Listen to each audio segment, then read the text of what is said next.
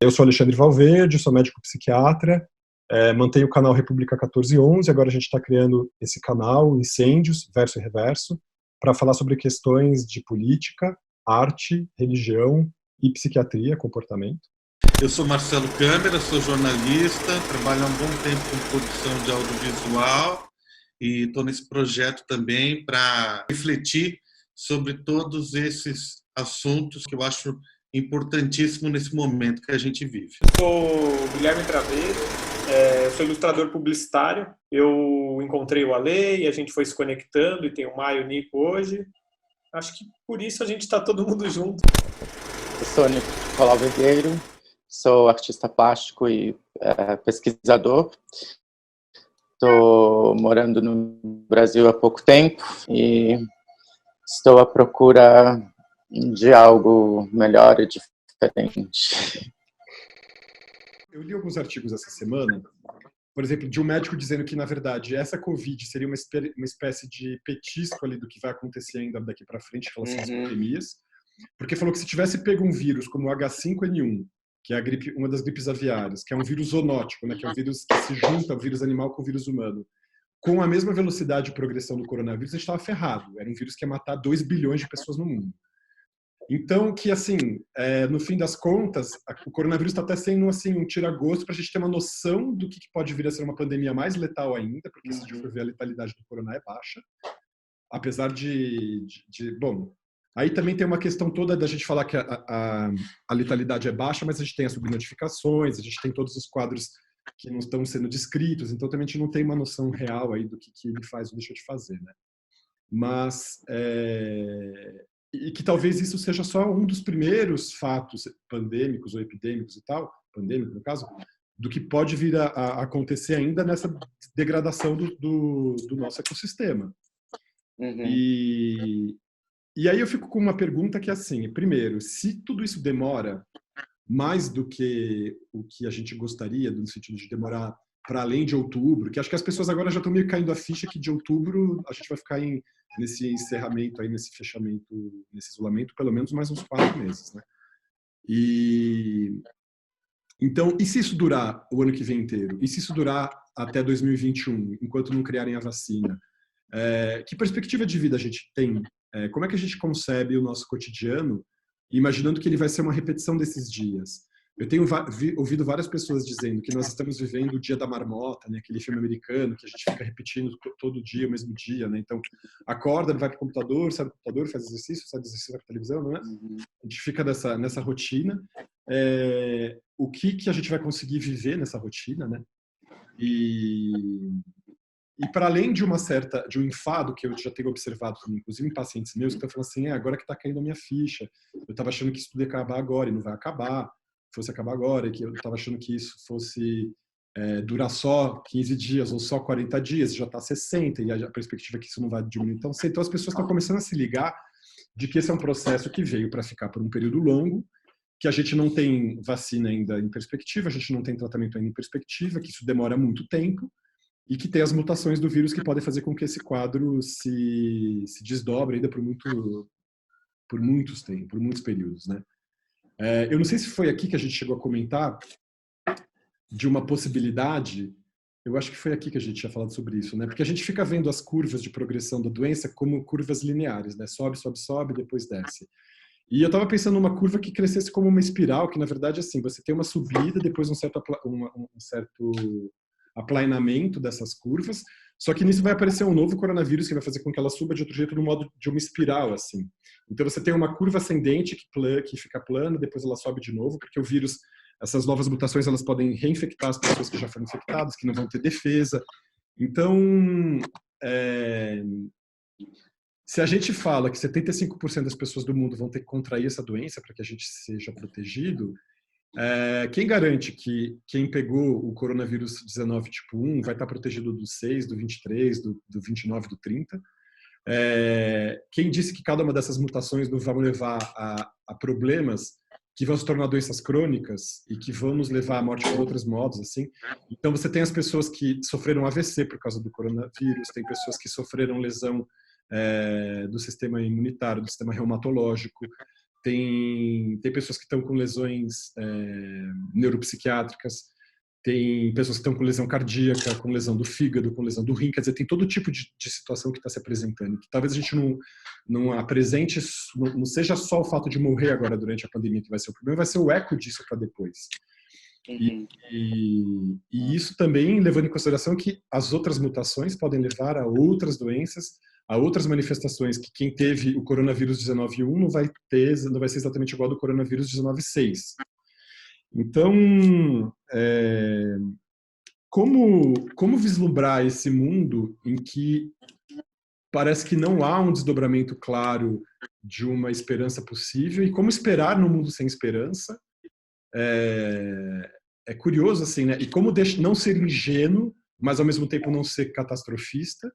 Então, eu acho que o tempo passando, essas perguntas elas vão adquirindo outra textura, né? Elas precisam ser colocadas.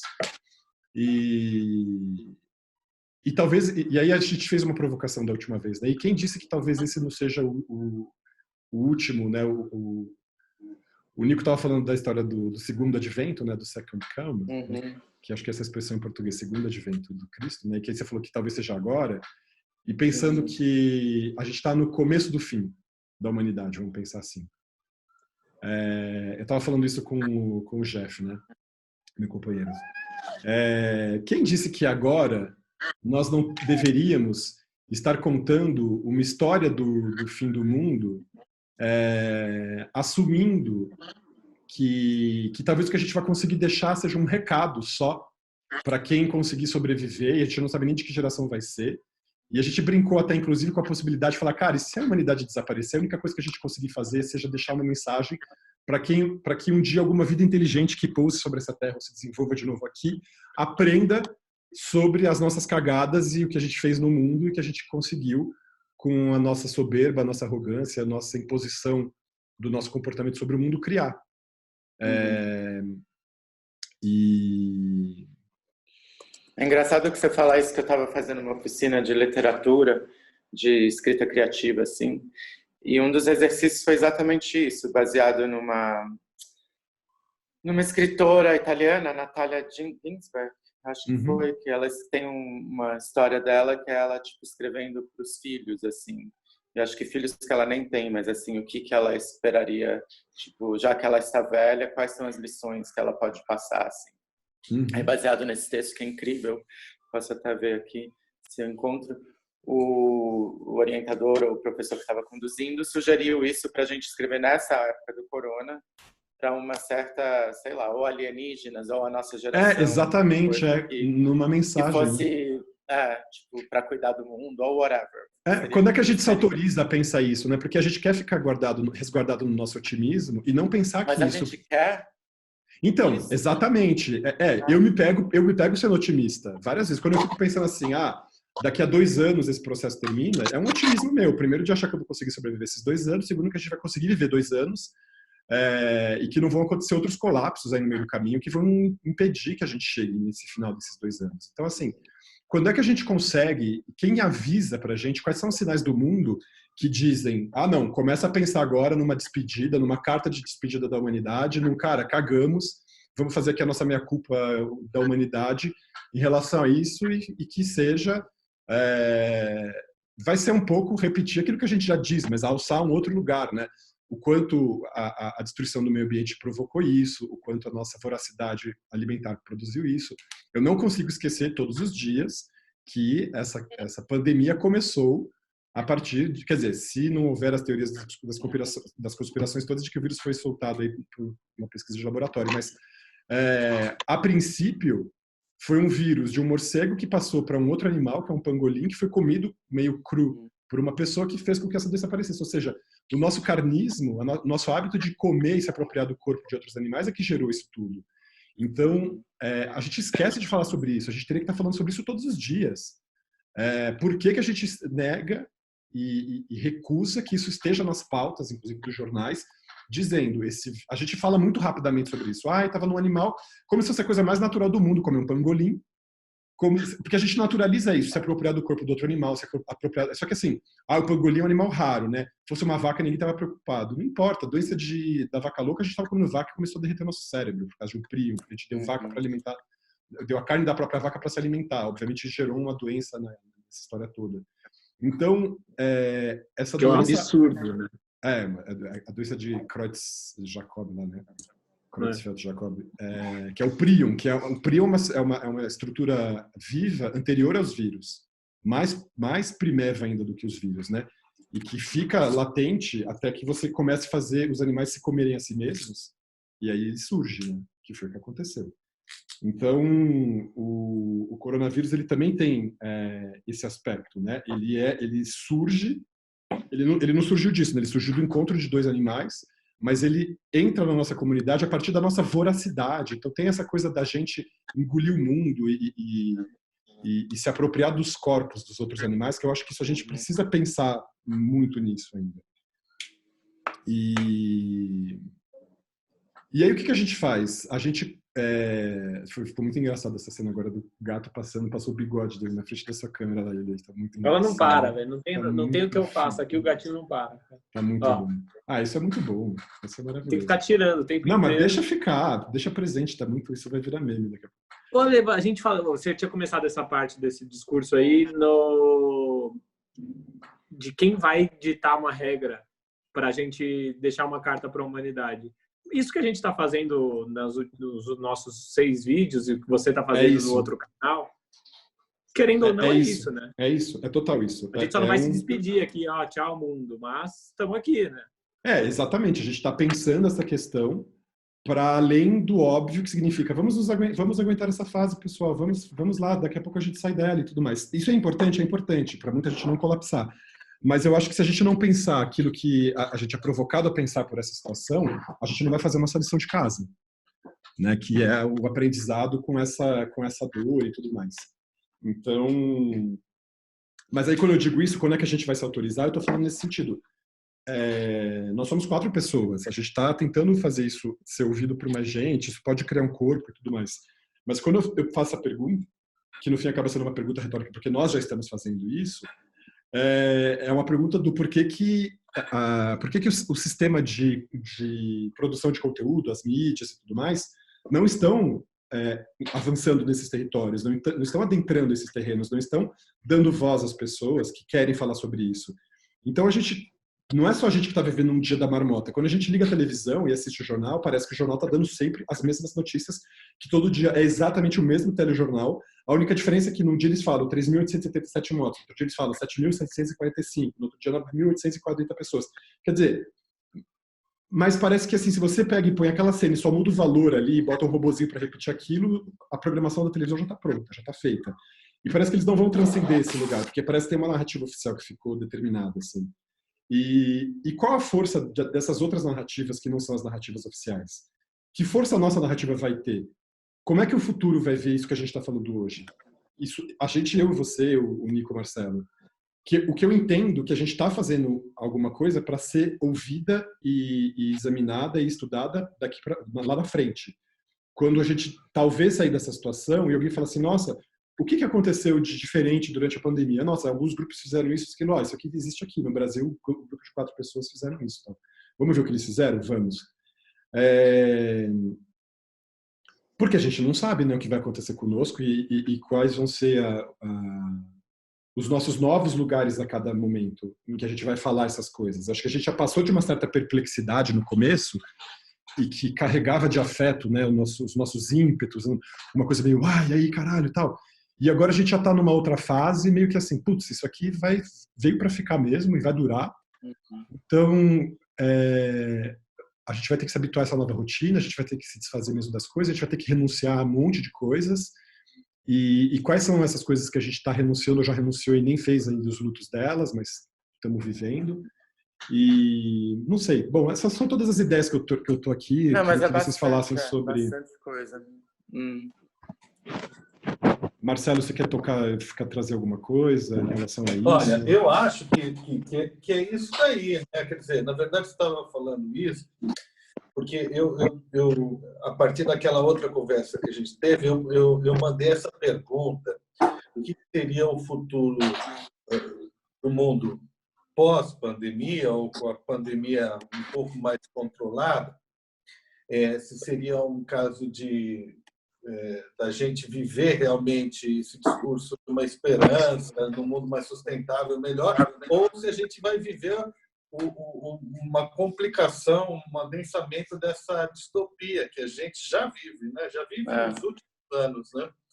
E eu submeti isso a essa moça que leu o tarô, e foi legal a resposta. Quer dizer, na verdade, não teve resposta, ficou entre a questão vai ser e não vai ser. A gente vai ter que caminhar no fio da navalha mesmo. Porém, existe aí um componente no tarô que fala, sim, que está aberto para transformação, né? Porém, o que a gente se encontra num primeiro momento é nessa condição de passividade, perplexidade que você falou diante dessa transformação. É como se um mundo velho, um mundo antigo estivesse morrendo, agonizando, e a gente sentindo a dor, né, do parto de um novo mundo que vai nascer. Eu acho que isso que ela coloca na questão do tarô, e acredito que será inevitável a transformação para o futuro. Mesmo com todo esse cenário de pandemia, quer dizer, a humanidade vai caminhar para algumas soluções que podem ser positivas, porém, vai demorar. Vai demorar. E a gente se encontra aqui um pouco com mãos atadas para fazer essa transformação. Por quê? Porque nós estamos isolados, nós estamos com medo, nós estamos frágeis, nós estamos nos comunicando no meio online, nós estamos só no terreno das ideias e não das práticas.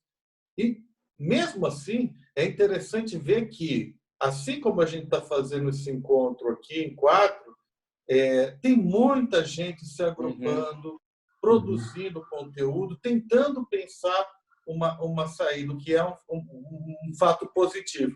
A gente está num segundo momento dessa passividade, porque antes a passividade ela existia sem a problemática da pandemia. A sociedade já estava meio que imbecilizada com o uso online aqui, gratuitamente. Ela disse, eu vou falar com meu amigo, vou ali, não sei o que. Não tenho nem muito o que falar. Hoje as pessoas usam o online para aprender, para se comunicar, para trocar ideias, para fazer isso que a gente está fazendo, mas como uma ferramenta até mesmo de sobrevivência. Senão a gente vira no nosso universo e tal. Então, diante de tudo isso, o que aflige a gente? Eu acho que, num primeiro momento, essa questão da sobrevivência, sem dúvida, a saúde, a perda de algum ente querido, tal. Mas, logo depois, entra na questão econômica, né? Econômica que é assim, como é que vai ser para a gente sobreviver? Exato. Porque a economia, ela tomou esse lugar de importância na nossa vida, às vezes mais até mesmo do que as questões básicas de saúde, de cuidado. Muita gente pensa, antes de tudo, na economia, que é o que a gente está vendo esse debate acontecer. Tem gente que acha que é melhor sair, correr o risco de morrer e tal, não sei o quê, mas manter a economia girando, né? Então, eu acho o seguinte, essa questão da economia é um ponto que a gente pode debater, porque, assim, vai ter que ter mudança. Vai ter que ter mudança. Talvez tenha que ser uma economia mais colaborativa, talvez tenha que se ganhar dinheiro por outros lados, talvez tenha que se sustentar, talvez tenha que viver com mais de uma família, de mais de pessoas, voltar a se agregar. O capitalismo tal qual ele está instalado, exato. A gente vai ter que montar essas comunidades, né, como a gente estava falando, tudo. Você quer falar um pouco sobre isso, Marcelo? Desculpa, eu te interrompi, achei. Não, é só esse ponto que eu acho que é importante, porque é o seguinte, isso é uma coisa que nos identifica muito. A gente precisa falar, bom, eu vou precisar mudar a minha vida, eu estou mudando meus hábitos de saúde, minha alimentação, tudo isso. Agora, em último grau, quando a gente fala de economia, a gente está se referindo a uma economia que existia e que será muito difícil de que ela continue existindo num panorama desse. Então, isso daqui é um motivo de preocupação de muita gente, de todo mundo, acredito. Ninguém passa sobre isso. E eu acredito que, nesse aspecto, sim, a gente vai ter que pensar e transformar para uma coisa mais coletiva. Eu acho Claro. que vai ter E você acha que o capitalismo ele resiste quanto tempo ainda? Porque o que eu tenho observado, conversando com pessoas que são proprietários de negócios, tal, e tudo mais, é que, assim, a maior parte deles não tem resistência nem para 6 meses. Então, assim, mais 4 meses dessa pandemia que vai durar, muita coisa vai quebrar mesmo. E eu acho que é muito curioso isso, porque aí fica... Até eles vão morrer do próprio veneno, né? Porque tem o discurso da meritocracia, que fala que quem sobrevive são os meritocratas e tal, quem tem mérito é quem tem mérito. Ora, até agora ninguém teve o mérito de ter pensado que poderíamos estar à mercê de uma pandemia e que se precavesse para isso. Então, se ninguém sobreviver, você usa o remédio da meritocracia. Cara, você não mereceu sobreviver, né? Você não pensou na pandemia antes dela. Para ser cruel como essas pessoas são, os meritocratas são com as pessoas. Estou querendo ser um pouco irônico aqui. E a gente chega nesse limite bizarro, né, das pessoas ficarem preocupadas com a morte dos CNPJs, né? Quando uma empresa nasce e morre todos os dias e a gente tem aberturas e fechamentos de empresas e pessoas que são o que importam no fim das contas. Só que eu fico pensando nessa distopia que as pessoas estão tentando preservar e ver se salvam o capitalismo. Eu acho que se a gente ficar 1 a 2 anos nessa situação que a gente está, considerando que talvez a gente não consiga voltar a um funcionamento normal antes mesmo, cara, vai quebrar as pernas do capitalismo mesmo, assim. Porque muita empresa vai desaparecer, embora talvez a gente fique à mercê de um outro capitalismo, que pode talvez seja até mais agressivo, porque vai ter uma diminuição de todos os médios e os pequenos, e aí vai sobreviver quem? A Amazon, o Google, que vão dominar todos os mercados, porque todas as coisas vão ter que ser entregues, todas as coisas vão ter que ser à distância. Quer dizer, os gigantes que já têm estrutura para conseguir se adaptar rapidamente a essas mudanças vão conseguir fazer isso e vão engolfar todo o resto das atividades que estava sendo feita pelos menores. E talvez a gente fique achando que a gente vai conseguir entrar num movimento contrário ao capitalismo, talvez ele se radicalize num sentido pior ainda. Tal. E essa é a verdadeira distopia, né? Na verdade, a verdadeira, tipo, e no fim, as o mundo corporações entrarem com tudo. E a verdadeira monopólio de 3 exatamente, porque agora não adianta mais você querer ir na vendinha tal para comprar tal coisa, você vai ter que comprar na Amazon mesmo, porque é o que tem, sabe assim? Então, assim, talvez os sistemas de distribuição de alimento vão se formar em clusters, em monopólios e tal, e a gente vai ver o mundo inteiro setorizado acontecendo pela internet, mas na mão de muito poucas pessoas. E aí a gente vai fazer o quê com esses contingentes enormes de desempregados, de pessoas que perderam seus negócios e que acreditavam nesse capitalismo de mercado e tal e tal? A ver. Mas aí eu fico pensando assim, o que vocês pensam em relação a fantasias mesmo? Vamos falar das coisas mais malucas que a gente pode ficar pensando, dessas distopias que elas podem acontecer, um pouco num esforço do que foi o ensaio sobre a cegueira do Saramago, né? Que ele vai e se coloca isso. E o que aconteceria se a gente ficasse cego de uma doença que fosse contagiosa, que nos tornasse... que nos fizesse perder a visão, né? E aí ele vai desdobrando isso. E acho que a gente ainda... Talvez eu esteja falando de um lugar de privilégio que eu estou sendo ingênuo aqui. Não viveu as piores coisas disso. Imagino que não. Mas imagino que já haja muitas... Imagino não, né? Sei que há muitas pessoas que estão sujeitas e submetidas à violência doméstica num nível muito maior, que estão sofrendo muita violência, não só verbal, psicológica, mas estupro dentro da própria casa. Quer dizer, tem pessoas que já devem estar vivendo um pesadelo, como a gente vê no livro do Saramago, e tá aí, né? Só que essas pessoas também, elas atualmente não estão com voz, a gente não tá conseguindo acessar esses conteúdos, eles não estão chegando. Mas eu fico pensando assim, em que lugares, em que grotões do mundo as coisas já estão mais degeneradas, mais distópicas, mais problemáticas, e que a gente nem sabe, assim, a gente não vê notícia, por exemplo, de saque de banco, de saque de supermercado. E será que essas coisas não estão acontecendo? Ou estão acontecendo e a gente não sabe, para não gerar estímulo para que mais pessoas façam? Porque acho que a preocupação com a economia... está isolado também nas nossas casas, nos bairros bons. Assim. Exatamente. Então, acho que também uma das questões da preocupação com a economia é evitar, a partir disso, a degeneração para um estado de anomia total em que as pessoas vão virar um bang-bang, assim. E aí, até quando a gente aguenta sem virar bang-bang? Essa que é a pergunta. Assim, é um assunto que eu gosto muito, que é apocalíptico, assim, de séries e assistir, ler. Eu acho que a gente ainda, se não desse certo, né? Eu não consigo acreditar na parte boa. É meio triste isso. Eu acho que precisaria uma guerra mesmo, paulada mesmo, tipo, gente se degladiando na rua, assim, muito mais do que armas, porque as armas vão acabar, sei lá. E para começar do zero. Eu não acho que... A gente já tem visto uma amostra disso nessas confrontações que já têm acontecido, né, das torcidas de futebol, por exemplo, a semana que passou, contra os fascistas. Quer dizer, já tem um desenho de atenção dada. Quer dizer, se isso vai escalar e vai se tornar uma guerra civil, talvez a deterioração econômica encaminhe a gente para isso. Não esqueçamos que a pandemia de 18 aconteceu em plena Segunda Guerra, né? Primeira Guerra. E que gerou todo o território ali, o terreno, para que acontecesse uma montada do fascismo como aconteceu na Europa. Quer dizer, tem toda uma questão. Exato. Ou seja, isso que você está falando é importante. Apesar da privação que houve, e tanta gente morreu, de 50 a 100 milhões de pessoas no mundo na pandemia de 1918, o mundo não melhorou. É isso que eu estou falando. Piorou muito. E, pelo contrário, a atitude das pessoas, em vez de preservar, passou privação, eu vou economizar meu dinheiro, deu origem ao mundo capitalista moderno que foi desatar lá na crise de 1929, outra ruptura para ter uma... Aí, ruptura e depois não melhorou de novo. E ainda teve a Segunda Guerra Mundial. Voltando a esse condicionamento humano que às vezes o ser humano às vezes ele se adapta a isso como ele vive uma espécie de uma hipnose às vezes, né? Que parece um lemming, parece um cabresto, né? Um bicho hipnotizado caminhando para o abismo e não consegue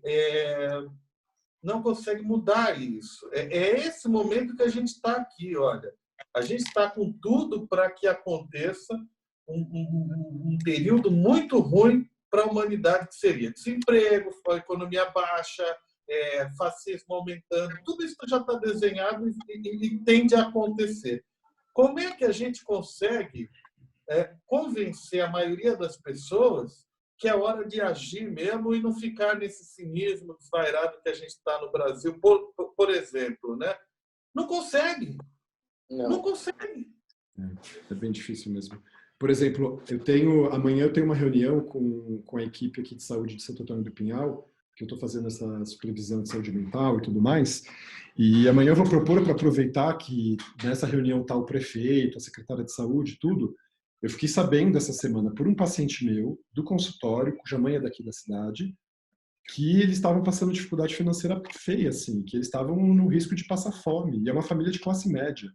Então, eu imagino famílias com mais dificuldade ainda, com menos acesso a recursos, e tem aquela classe média que também não se reconhece como uma classe média que pode pedir recursos de assistência social e tudo mais, então tem um certo orgulho que pode levar também a uma derrocada deles.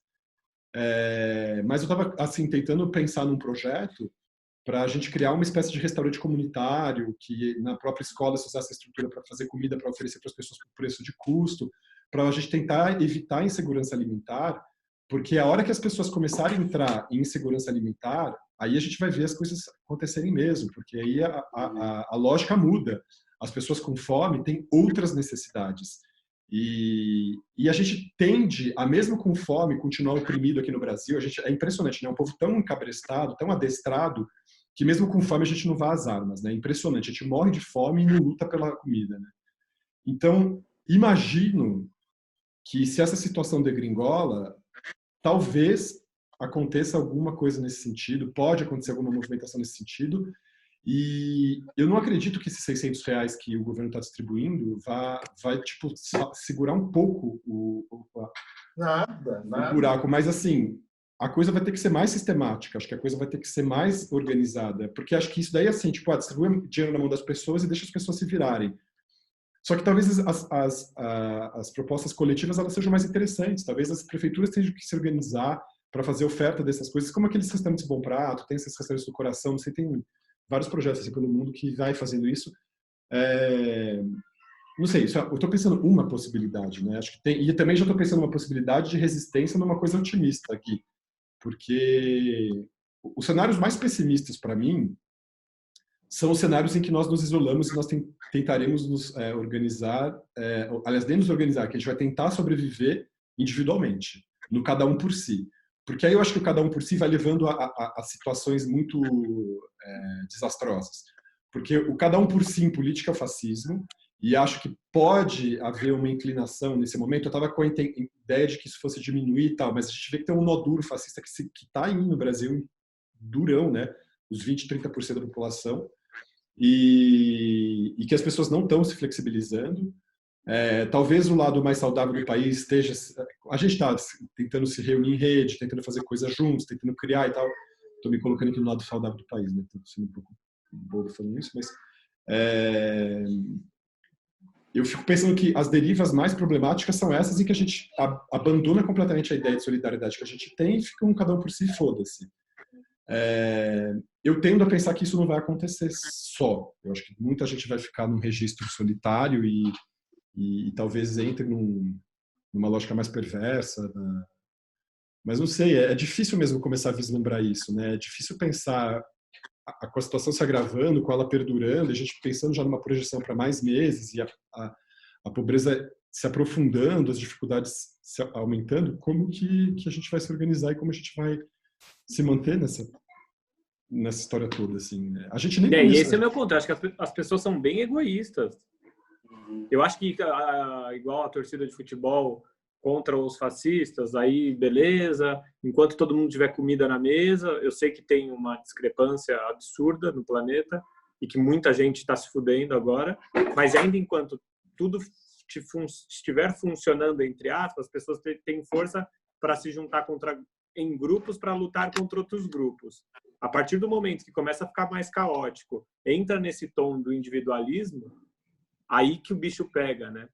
Porque aí você vai defender os seus só. E os seus que a gente fala é os que estão na sua casa ali. Não digo nem a casa da minha mãe, porque dentro da casa da minha mãe tá meu irmão mais novo e tá o marido dela que vão lutar por ela ali, sabe? É bem assustador mesmo, assim. Não, isso é uma questão mesmo. Eu lembro que quando eu estava na casa do meu pai, a casa do meu pai não é murada, ela é cercada. E é cerca de alambrado que qualquer pessoa com um pouco mais de força e cuidado arranca e não tem... E eu ficava me olhando e falava assim, cara, e quando começarem os saques? E quando as pessoas começarem a empobrecer e quiserem roubar quem tem mais dinheiro, e aí você mora numa casa maior, você fala, esse cara tem grana. Às vezes nem tem, mas tá a casona grande lá. Parece ter, né? E aí você fica pensando, cara, a gente ainda não precisou chegar nesse lugar, né? Espero que a gente não tenha que fazer isso, mas quando é que a gente começa a se preocupar com essas coisas? De novo, essa mesma pergunta, né, que vem. Quando é que a gente se autoriza a começar a se perguntar sobre essas coisas, sem pensar que nós estamos sendo paranoicos, e sem pensar que nós estamos sendo ingênuos, assim, para abandonar uma certa ingenuidade, não se deixar incorrer numa paranoia, mas tentar ficar lúcido nisso tudo. É muito difícil, né? É muito difícil. E a gente não, e para complementar, nós não temos a situação real. A gente não tem uma fotografia do que está acontecendo realmente. A gente tem as notícias das mortes, elas são um percentil só daquilo que está acontecendo, né? É uma parte só. Então a gente deve ter aí, provavelmente, as mortes oficiais devem ser 30%, 40% das mortes reais, porque tem um monte de subnotificação. Provavelmente não estão dando a real também em relação aos dados econômicos, o número de pessoas que está passando fome e tal. Eu vi essa semana uma matéria de um jornal suíço mostrando que em Genebra, que é uma das cidades mais ricas do mundo, tinha fila de 2.000 pessoas para receber comida numa sacola, assim. Você fala, caramba, meu, olha o que está acontecendo, né? E aí a gente fica assim, putz, o que isso significa? O que significa Genebra, tipo, cidade da Suíça, o país mais estável do mundo e tal? A galera já tá, não vou dizer que eles estão passando fome, mas eles estão passando necessidade, a ponto de ter 2.000 pessoas fazendo filinha para retirar comida numa entrega, ainda na vigência do vírus. Quer dizer, que está se desenhando? Quem que pode dizer para a gente exatamente o que está acontecendo? Eu não consigo mais confiar em jornal que repete todos os dias as mesmas notícias, porque parece que as coisas não estão evoluindo. Eu acho que tem coisas acontecendo que a gente não sabe. E aí, como é que a gente faz com isso? O que é maluco, Alexandre? O que é maluco, e você falou que seria um cenário distópico absurdo, seria assim.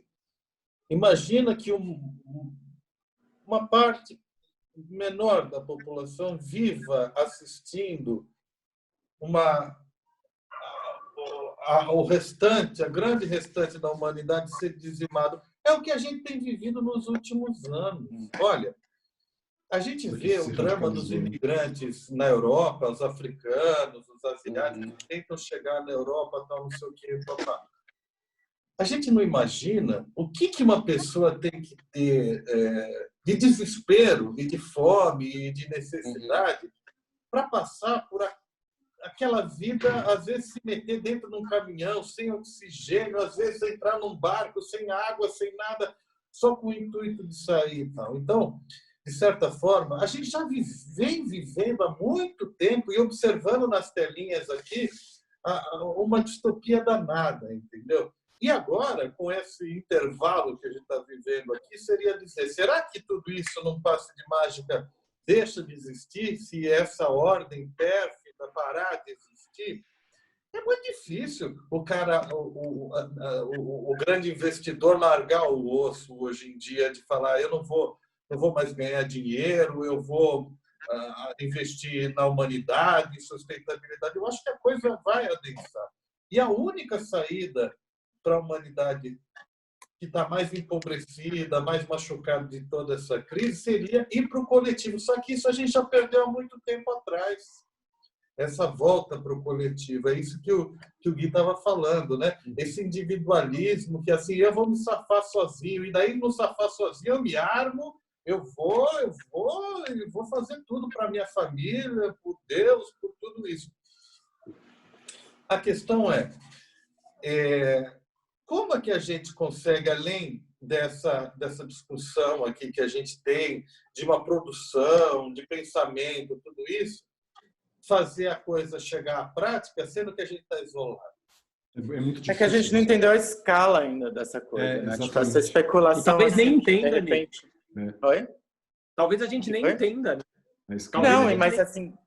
Mas talvez a gente, se for realmente um começo de uma era das pandemias, digamos, que seja tipo uma coisa atrás da outra, que realmente a gente veja milhões de pessoas morrendo.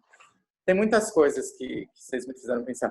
Mas, assim, primeiramente, isso a gente já viu também, seja, não sei se com pandemia, inclusive, várias vezes no mundo, e com colapsos tanto econômicos, como você falou, de guerra, etc. E, tipo, pensando nessa de 1918, eu não sou um historiador de maneira alguma, mas, assim, tentando entender... porque teve também uma coisa que... teve uma queda da aristocracia um pouco, antes dos anos 20, nessa época, assim, certo? Que me faz até lembrar da situação agora, tipo, a gente nessas casas, assim, perdendo dinheiro, minguando nas nossas casas, sei lá. Mas eu acredito também que, tipo, se essa pandemia, não sei quanto vai durar, mas vai ter uma volta dos novos empreendedores, de alguma maneira, seja num senso coletivo, ou, tipo, de novas ideias de como sobreviver nesse novo mundo, mesmo que 1/3 da população morra, 2/3 até. Tipo, se realmente o bicho pegar, como você disse, Gui, tipo, vai afetar os Rockefellers da vida, vai afetar as empresas, vai afetar, tipo, os investidores, não vai ter nem onde investir, vai ser realmente E isso que o pessoal, que nem o Bolsonaro e o Trump, estão tentando evitar, né? Supostamente, tipo... Mas eu vejo, tipo, se realmente o bicho pegar em tipo, essa era das pandemias, se durar anos e vier, tipo, mutações ou novas pandemias, é bem, assim, amedrontador. Me lembra aquela coisa também você até falou do filme Melancolia, assim, da espera do cometa vindo, sabe, assim, tipo... não sei quando foi, mas teve milênios que os humanos estavam esperando esse cometa para destruir o mundo e tal. Tipo, é um tom bem paranoico, né? E uma coisa que eu fiquei pensando... Desculpa. Não, termina. Só para lembrar que o Pangolin é o segundo Pokémon mais importante, né? Que é o Sandslash. Ele é um personagem muito importante, né? Na cultura popular. Sim, mas é um animal que pouca gente conhece, né? E vem É. essa relação que a gente tem dessa forma. Eu fico consternado também com isso, assim. E eu estava pensando uma coisa só em relação a essas falas nossas desses agravamentos civis, assim, das relações das classes e tudo mais. Uma das coisas que me preocupa muito num quadro distópico mais avançado, e aqui no Brasil a gente tem os ingredientes para isso acontecer, eu fico até com um pouco de receio de falar para não ficar passando muita ideia para frente, mas é a hora que essas milícias que a gente conhece hoje, que inclusive estão no governo, se eles saem do governo, que provavelmente é o quadro que vai se desenhar, talvez o Bolsonaro vai ser derrubado, né? Tá tudo se desenhando para isso. Acho que essa coisa do Moro, isso que ele apresentou, na verdade, já está com todas as coisas em conta-gotas, ele está instilando o veneno aos pouquinhos, porque eles não vão matar o Bolsonaro num golpe só porque senão ele vai ficar como vítima, né? Então eles vão ter que exanguinar o Bolsonaro e ir colocando as coisas aos poucos para ele ir minguando e ele ser saído, né? Ou ele pedir renúncia. Não, e o planeta acaba, né, Ale? Bolsa de valores, sei lá, qualquer coisinha que o Moro fala, a bolsa despenca. Então, assim, eles nem podem tirar esse cara numa paulada Exato, só. é tudo conectado. Então eles estão fazendo aos poucos, mas já colocaram um vídeo que dá a entender que o Bolsonaro tentou mesmo nível. Então, assim, eles estão fazendo todo o desenho e a liturgia para derrubar o Bolsonaro. O Instagram derrubou uma postagem dele, né? Eu não sei se é fake, mas o Instagram derrubou. Então, assim, agora... É a questão de tempo. Talvez ele caia em um mês, talvez ele caia em 2. E aí eu fico pensando, as milícias que estão ligadas ao Bolsonaro, elas estão mamando no Estado. O Estado está nutrindo essas milícias, né? E acho que as milícias bolsonaristas, elas são muitas. Elas são desde das milícias reais antigas que a gente conhece, gente armada nos comércios ali nas regiões centrais e periféricas do Rio, que vão lá cobrar, como máfia mesmo, imposto e pedágio para cada uma das pessoas continuar fazendo as atividades delas. Mas como essas pessoas não estão mais podendo fazer isso, porque a gente tem que pensar nisso também, a gente não está falando sobre isso, mas, cara, as milícias brasileiras, elas não estão conseguindo fazer as cobranças que elas fazem para o sistema de distribuição de drogas ilícitas, para os comerciantes das regiões periféricas desse país e tudo mais. Então, o que vai restar para essas pessoas que também vão estar pauperizadas, sem a economia delas, sem conseguir extorquir as outras pessoas que estão ali no sistema, porque essas pessoas também vão começar a minguar e desaparecer, se juntar, porque eles têm armas e são um grupo coeso, e começar a atacar as cidades. Então, eu sinceramente comecei a pensar mesmo que em não muito tempo a gente pode começar a ter ataques de milicianos armados que vão fazer arrastão nas casas das pessoas, cara. Todas as narrativas de pós-apocalípticas são assim, né? Tipo, uma anarquia instaurada que, tipo, tem legiões ou grupos que se atacam, etc. e tal. E essa economia informal, a política informal, assim, que... Exato. A gente e tem um lado amedrontador disso, porque a gente não tem o Estado para nos proteger, que a gente nunca teve, eu acho, também. Isso que é a ironia de tudo isso. Mas também tem uma coisa muito libertadora, assim, né? A gente pode desenhar a vida que a gente quer. Claro, temendo que alguém vai jogar uma bomba na sua casa, sei lá. Mas é aquela coisa do lado fantasia, fantástico da distopia, de entrar num shopping center abandonado, pegar tudo, sabe? Assim, essas coisas, tipo... e se agregar aos afins, né? Às pessoas que são que nem você, assim. Exato. Essa conexão com as afinidades, ela já está acontecendo, né? Acho que ela aconteceu primeiro no mundo real, acho que esse grupo, inclusive, é expressão dessa afinidade, né? Dessa junção. E o que eu tenho observado também já entre pacientes meus é que algumas pessoas já estão se organizando em congregações mesmo, assim, repúblicas, vamos dizer assim, né? Então eu tô numa. Eu vim aqui morar com a minha mãe, com a minha irmã, com o meu cunhado e com meus sobrinhos. Meu pai tá com o meu outro irmão, com a minha outra irmã, né, com o meu primo e tal. Então, assim, as pessoas estão formando esses grupos que estão espontaneamente, acho que a primeira organização que a gente apela é a família, né? Então, vem cá, minha avó, minha mãe, meu irmão, tem várias pessoas formando esses núcleos e estão indo morar no interior, em casas de campo e tal e tal. Os que podem, óbvio, né? Os que estão na cidade estão tentando fazer isso com amigos para evitar ter que morar nos cubículos, então de repente monta uma república que vai morar 3, 4 colegas, amigos, não sei o que, num lugar maior, melhor. Então, atualmente a gente já está vendo essa conformação dessas mini comunidades, mas acho que com o tempo isso tende a avançar. E aí tem um duplo movimento que algumas pessoas já estavam prevendo de um êxodo urbano, né? Então as pessoas voltarem para o campo e tal. Porque já que a gente vai ficar afastado de todo mundo mesmo e a cidade não pode oferecer mais nada para a gente porque ela está toda parada, o que a gente precisa de internet, então melhor ainda se a gente viver no meio do mato. Por um outro lado, o que a gente também vê é um nomadismo, e você estava falando dessa questão dos... me veio a palavra retirante aqui, mas não é dos retirantes, né? Dos refugiados. A gente está criando já uma primeira onda dos refugiados de saúde, vamos chamar assim, que são as pessoas que são de cidade do interior, que não têm estrutura para dar conta da condição grave que a Covid promove. Então, são pessoas que já estão indo para as cidades para se tratar. Tem os dois lados bizarros disso, né? Tem desde um comércio que está gerado agora, que tem os milionários ali da Amazonas, que pegam um jatinho fretado de R$80 mil, que vão para os hospitais de ponta de São Paulo, até as pessoas que estão indo como retirantes mesmo, falar, é a única chance que eu tenho é ir para lá. E eu fico pensando também que tipo de situação isso vai gerar, porque a gente já tem uma xenofobia no nosso país dada, né? Do Sudeste em relação ao Norte, em relação ao Nordeste, do Sul em relação ao resto do país. Quer dizer, a gente tem as nossas rusgas, as nossas dificuldades. Será que isso vai se agravar? Será que a hora que esse nomadismo de saúde, esses refugiados da Covid internamente começarem a se deslocar, isso vai gerar tensão? A gente vai fechar as cidades para a gente que vem de fora? A gente vai querer manter os nossos hospitais só para quem é de dentro? Quer dizer, a gente não está lidando ainda com essa situação porque a gente está no limite dela, mas esse limite vai demorar muito pouco tempo para ser ultrapassado. Mas isso já até aconteceu nas cidades, que ninguém sai, ninguém entra, ninguém sai. Inclusive, também... se você vier para tentar se tratar, você já não... Não, sim, não sei. Eu conheço aquela minha família que eu falei outro dia da Chapada Diamantina. Tipo, Capão, a cidade onde eles, dentro da Chapada, tá tipo lockdown da cidade. Tipo, ninguém entra, ninguém sai. Tipo, eles instauraram isso porque ninguém tá doente lá. Então, mas aqui em Botucatu... Mas eles são autossustentáveis, né, Nico? Eles botam uma barreira... Na entrada da cidade? A pessoa tem que parar para medir a temperatura, ou seja, tudo bem. A pessoa pode entrar, mas ela acaba sendo abordada por um policial. Uhum. Ou seja, já que começa a ter uma animosidade para quem é de fora.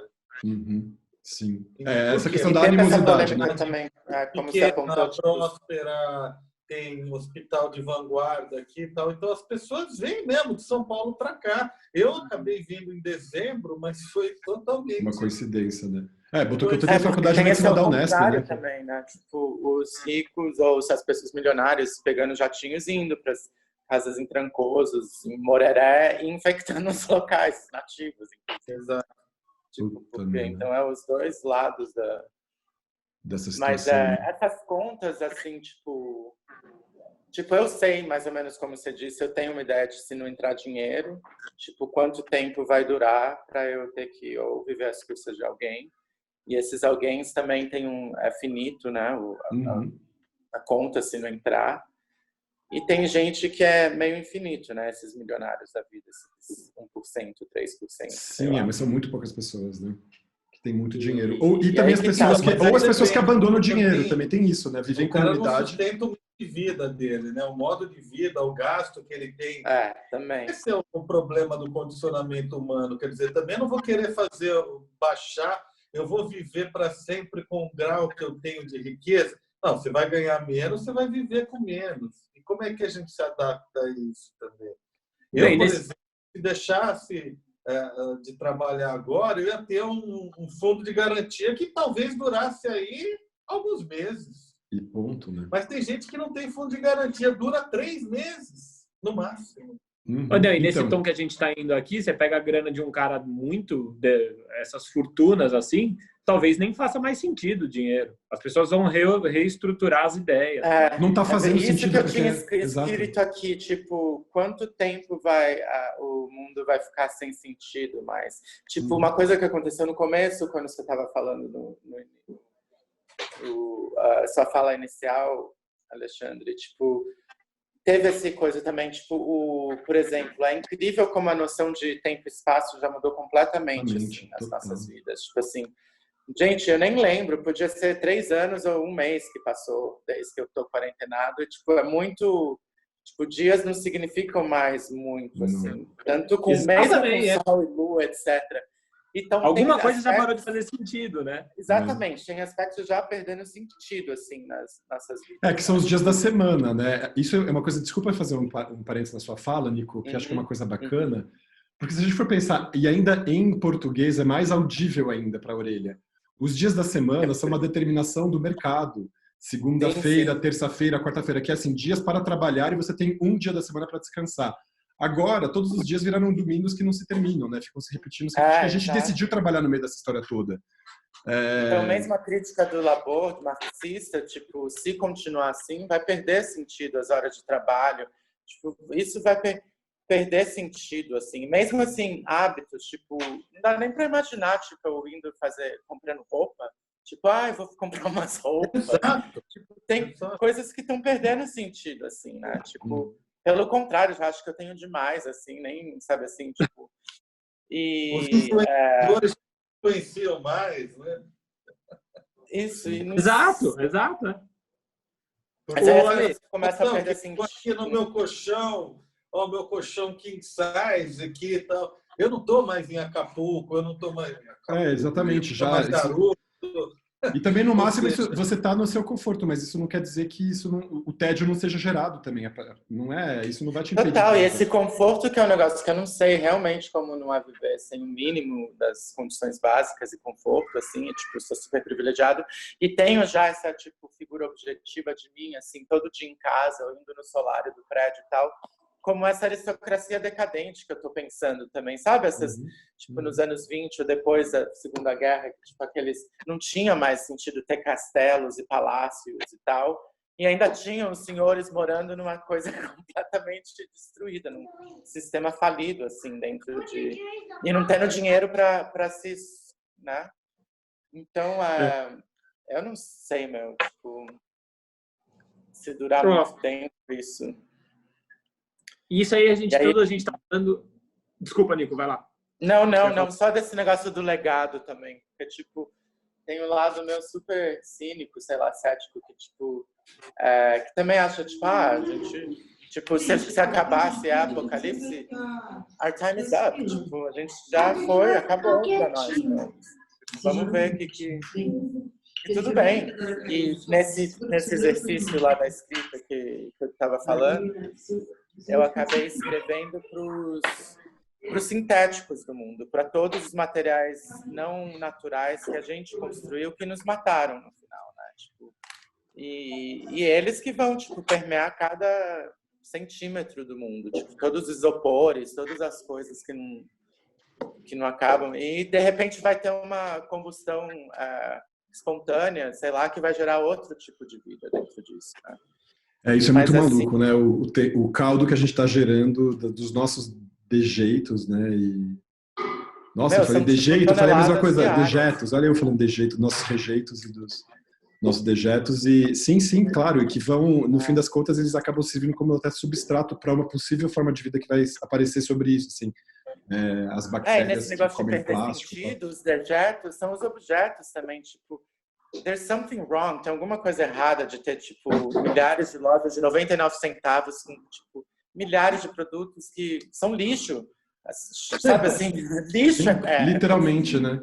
Produzido. Você tira da prateleira, joga no chão, é lixo, né? Você, tipo, só no espaço, você já... Quanto que é? Eu acho que é, tipo, 70% dos materiais de plástico tem a vida de, tipo, um mês. Sabe, assim, todos os pacotes, tudo, a gente, tipo, joga fora, assim, é muito grande. Assustador, né? É uma cultura do desperdício, né, do consumo. E isso vai quebrar, eu acho, se continuar essa pandemia. Mas as custas, primeiro, isso que é foda, que eu não sei se a gente vai conseguir desdobrar isso. Tipo, que sempre tem assim, os pobres sofrem primeiro, depois a classe média vai, o sofrimento e a morte vai de acordo, parece, do poder econômico, né? Não sei se, ou não sei se isso é ignorância também, não sei se... Vocês acham que a pandemia teria que durar quanto tempo para que todas as camadas sociais se sensibilizassem? Porque tem uma coisa disso também. Mas aí se eliminar toda, não sei, isso que é a pergunta. Um ano, eu não tenho noção de dinheiro dos outros também. Quando a gente fala desses 3% que tem dinheiro infinito, e aí depois você desce uma escalinha da pirâmide, outra, até chegar, sei lá, nos muito ricos, ou, sei lá, não dá, ainda assim não dá para mensurar quanto essa pessoa sobreviveria. Porque tem um degrau muito grande da gente para eles, né? Sim. A maior parte da pirâmide, hora que acabar o sentido do dinheiro, aqui é uma pontinha Ou aí era um detalhe que eu queria pontuar aqui, acho que faz super sentido a gente dar uma olhada e levantar essa lebre. Não sei se vocês já viram sobre a série 3%, lançada há uns 2, 3 anos, Eu sei qual é. uma série brasileira, que retrata uma pobreza, uma lama, como se fosse um nada mesmo, e aí umas escadas de concreto e não sei o que lá, e no andar de cima, né, simbolizando outro patamar, tudo muito tecnológico. Aí, assim, Elon Musk, essas fortunas infinitas, essa galera se juntaria e monta um esquema deles. Esse é e aí vira uma lama e uma guerra de sobrevivência, porque as roupas já não fazem mais sentido, os nossos dias não fazem mais sentido, a gente troca horas com uma troca de ovos, a gente entra numa leite, gado, a gente começa a fazer as nossas trocas entre nós. Aquelas pessoas... Essa narrativa, os ricos vão para um outro planeta e ficam numa bolha bebendo champanhe. Nem sei se é outro planeta, aqui mesmo. Aqui mesmo. Só que eles têm arma, tem laser, tem, sei lá, o que eles quiserem. Quando a gente fala de Elon Musk, é um maluquete.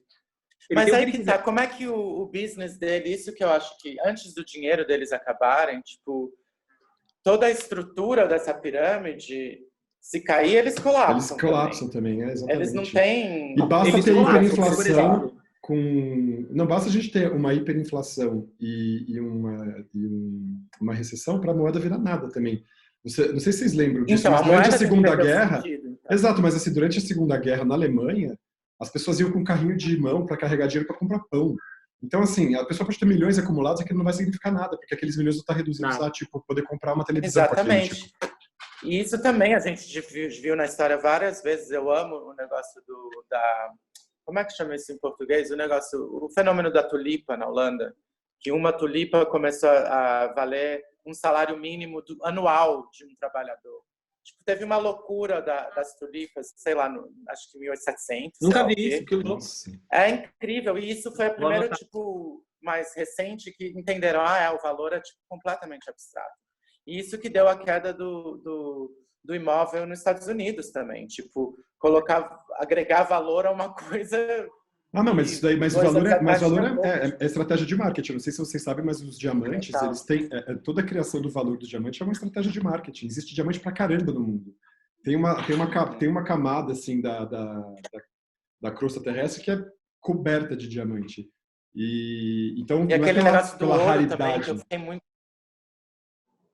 Não, que o ouro que o Nixon, que equalizou o ouro, atrelou com a moeda, isso eu não sabia também. Não, o ouro sempre foi lastro das economias desde que o mundo é mundo. E foi lastro pelo peso, eu não sei do Nixon se aconteceu alguma coisa assim, mas no começo do século XX foi quando justamente os bancos já não eram mais obrigados a terem lastro de ouro para poderem fazer crédito, e que aí você começou a criar esses documentos que funcionam como se fosse lastro. Como é que chama? Eu esqueci o nome agora. Fugiu. Bom, uma outra coisa que eu penso também em relação a essa questão dessa deriva no tempo, assim, que a gente não tem noção de quanto tempo, né, do período que isso vai ser, é pensar na nossa solidão. Acho que talvez o Marcelo e o Gui falem um pouco diferente. Eu tô momentaneamente separado do Jeff, mas ele vai voltar para cá daqui a 15 dias e tudo mais. E então, a gente está arranjado nesse sentido das relações íntimas, mas pode ser também que elas degringolem. Não estou falando só da minha, estou falando de qualquer pessoa e tudo mais. E eu fico pensando como é que a gente lida com essa solidão e com a perspectiva de poder conhecer alguém e poder estar vivendo, talvez numa coletividade que seja de 2 pessoas, porque a gente está falando aqui das coletividades de amigos, de famílias, desses nós que vão se formando a partir dessas afinidades. Mas como que a gente vai conseguir encarar as nossas vidas íntimas? E aí eu estou falando da vida sexual, dos encontros, durante essa fase. Assim, eu já tenho visto bastante situação curiosa assim, em relação ao uso de aplicativo, ao modo como as pessoas estão se encontrando. Algumas estão se encontrando, e isso também em prejuízo à questão do confinamento. O sexo virtual ganhou uma outra dimensão agora na vida das pessoas. O que vai ser feito da nossa vida afetiva, sexual, amorosa daqui para frente? Acho que é uma pergunta também, né? A gente tem que olhar para isso. É muito doido, né? Porque eu dizendo rapidamente, assim, se acabasse hoje o meu relacionamento por algum motivo, eu sou completamente... Eu sempre fui um cara super reservado. Eu uso camisinha, sabe? Meus pais tiveram a gente muito novos, então, por doença ou por filho, eu sempre me precavi. Então, eu ia dar uma de não vou procurar ninguém agora. Talvez o sexo virtual, sei lá. Eu já te digo com propriedade, assim, eu posso estar cuspindo pro alto e não sabe o que vai acontecer, mas eu tô com uma aflição de ir no supermercado. Uhum. E aí, então, exatamente, e o que a gente faz com essa demanda, né? Você ia falar alguma coisa, Nico? Você se manifestou também?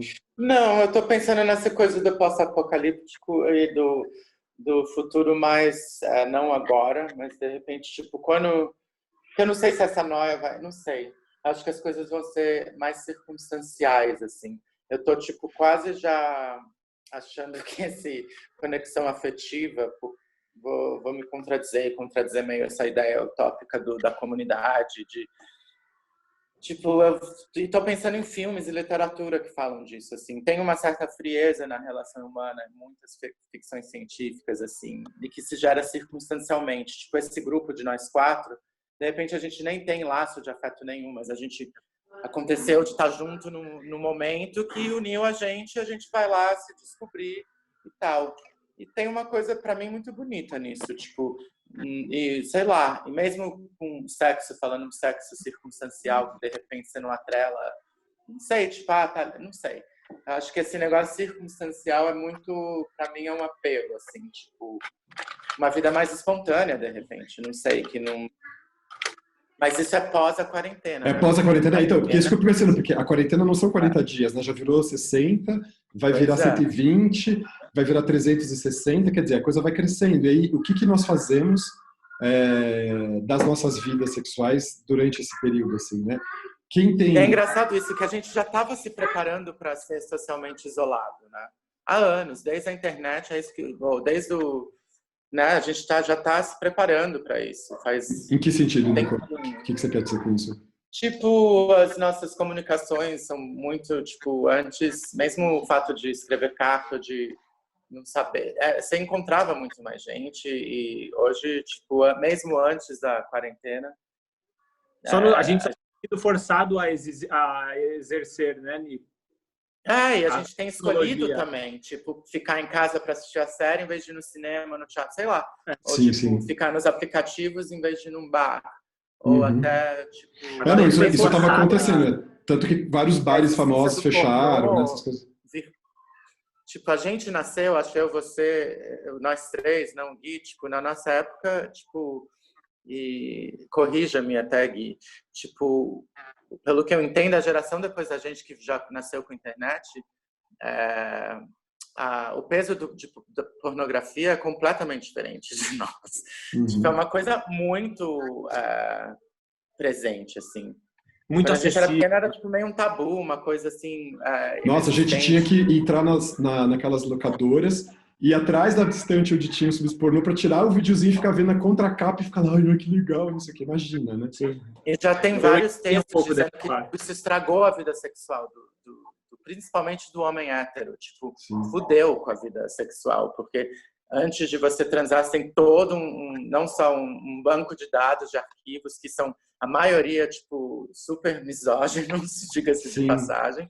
E mesmo se a pessoa não é você, a gente está acostumado a essa imagem e tudo, e tem uma expectativa. Então, tipo, parece que os homens héteros transam pior do que antes por causa disso também. Por conta da pornografia. Porque vira uma exigência, vira uma premência, você tem que agir naquela performance, você tem que acreditar que aquilo é a satisfação e a realização máxima de uma relação sexual, e aquilo ali é a realização de uma fantasia em um aspecto, assim, é um átimo do que...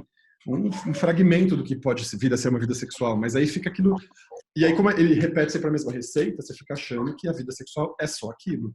É o cara foda, é a mulher vagabunda, é você ficar fodendo ali, socando, quer dizer, não tem espaço sexual no jogo para aquilo, tá tudo certo, pode fazer à vontade. Mas aquilo parece que se torna a tônica dominante, as pessoas ficam mais oprimidas do que livres, na verdade, com isso. E é muito comum você ver pessoas de gerações agora de millennials mesmo, né, pra galera de 20 anos e tudo mais, que não começou a transar, que tem muita dificuldade de dar de estar na lida com isso. Mas, assim, imagina agora essa geração ainda marcada por essa pandemia, por essa dificuldade que a gente tem de real agora, né, de poder encontrar e tocar nos corpos. A gente já estava nessa tendência mesmo. Isso é uma questão que já se via mesmo, né? Como as boates estavam fechando, as casas noturnas já não eram mais a mesma coisa. Você vai para um lugar desse, você não tem mais aquele flerte aberto, você fica contactando as pessoas por mensagem, fazendo stalkeando a vida delas para depois encontrá-las e ver só se você faz um check das coisas que você acha bacana. Quer dizer, tem toda uma fast foodização, vamos dizer assim, né? Das relações, que isso até virou uma expressão, né? Fast foda, né? Tem uma... virou mesmo, né? E aí agora, mas agora nem a fast foda não tem. Porque agora você pode ficar no Grindr, no Tinder, no Hornet, no, sei lá, tem uma caralho. A gente, na verdade, está vivendo aquela, tipo, we might as well, a gente poderia estar usando uns óculos de realidade virtual. A gente está preso num espaço e a gente meio escolhe o que quer assistir, como quer transar, sei lá, nessa quarentena. Se a pandemia não acabar com o planeta, não é nada físico, é entender. Oi? Exato. Se a pandemia não acabar com o planeta, essa é a tendência.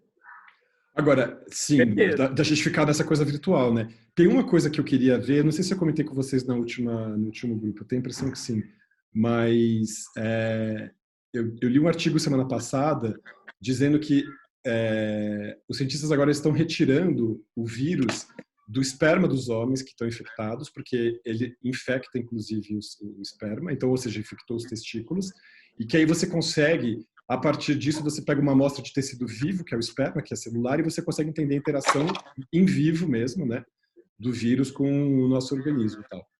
Só que aí, nessa situação, como eu falei, cara, se o vírus está se reproduzindo e é encontrado no esperma, ele está no testículo, cara. Quem disse que ele não pode causar uma esterilidade nos homens? A gente não começou a investigar isso ainda. E será que a gente vai descobrir que, para além das sequelas neuromotoras, psiquiátricas, cardíacas, neurológicas e tudo mais, vai ter sequela também de fertilidade? Imagina isso. Imagina se a gente descobrisse que esse vírus, que talvez não mate a humanidade toda, ele vai infertilizar uma boa parcela da população. Quer dizer, tem uma série de situações que vão fazendo com que a gente pense essa distopia e vai entrando num buraco ainda maior, né? E que não estão claras, porque como a gente não sabe a que veio esse vírus, o que ele faz, quais são todas as dinâmicas da doença que ele pode gerar, a gente fica sem noção nenhuma, né?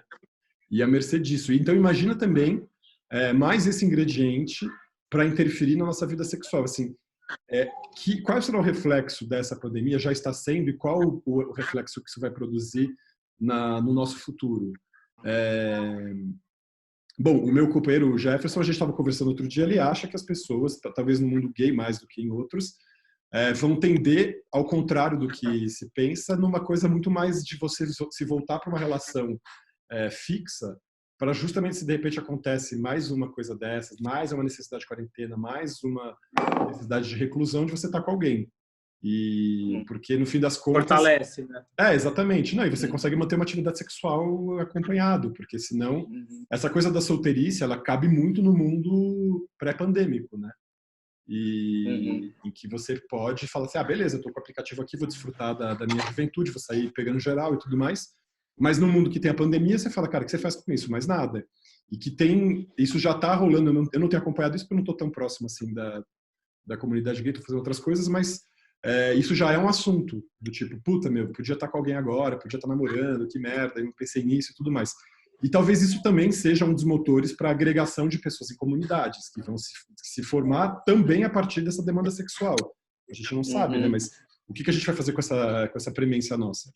Tá aí no ar, né? Tá uma pergunta que não tem resposta. As pessoas estão se contendo há 2 meses, mas que isso talvez não vai se sustentar por muito mais tempo, né? Então, eu acho que todos os nossos condicionamentos, para usar a palavra que o Marcelo trouxe e tal,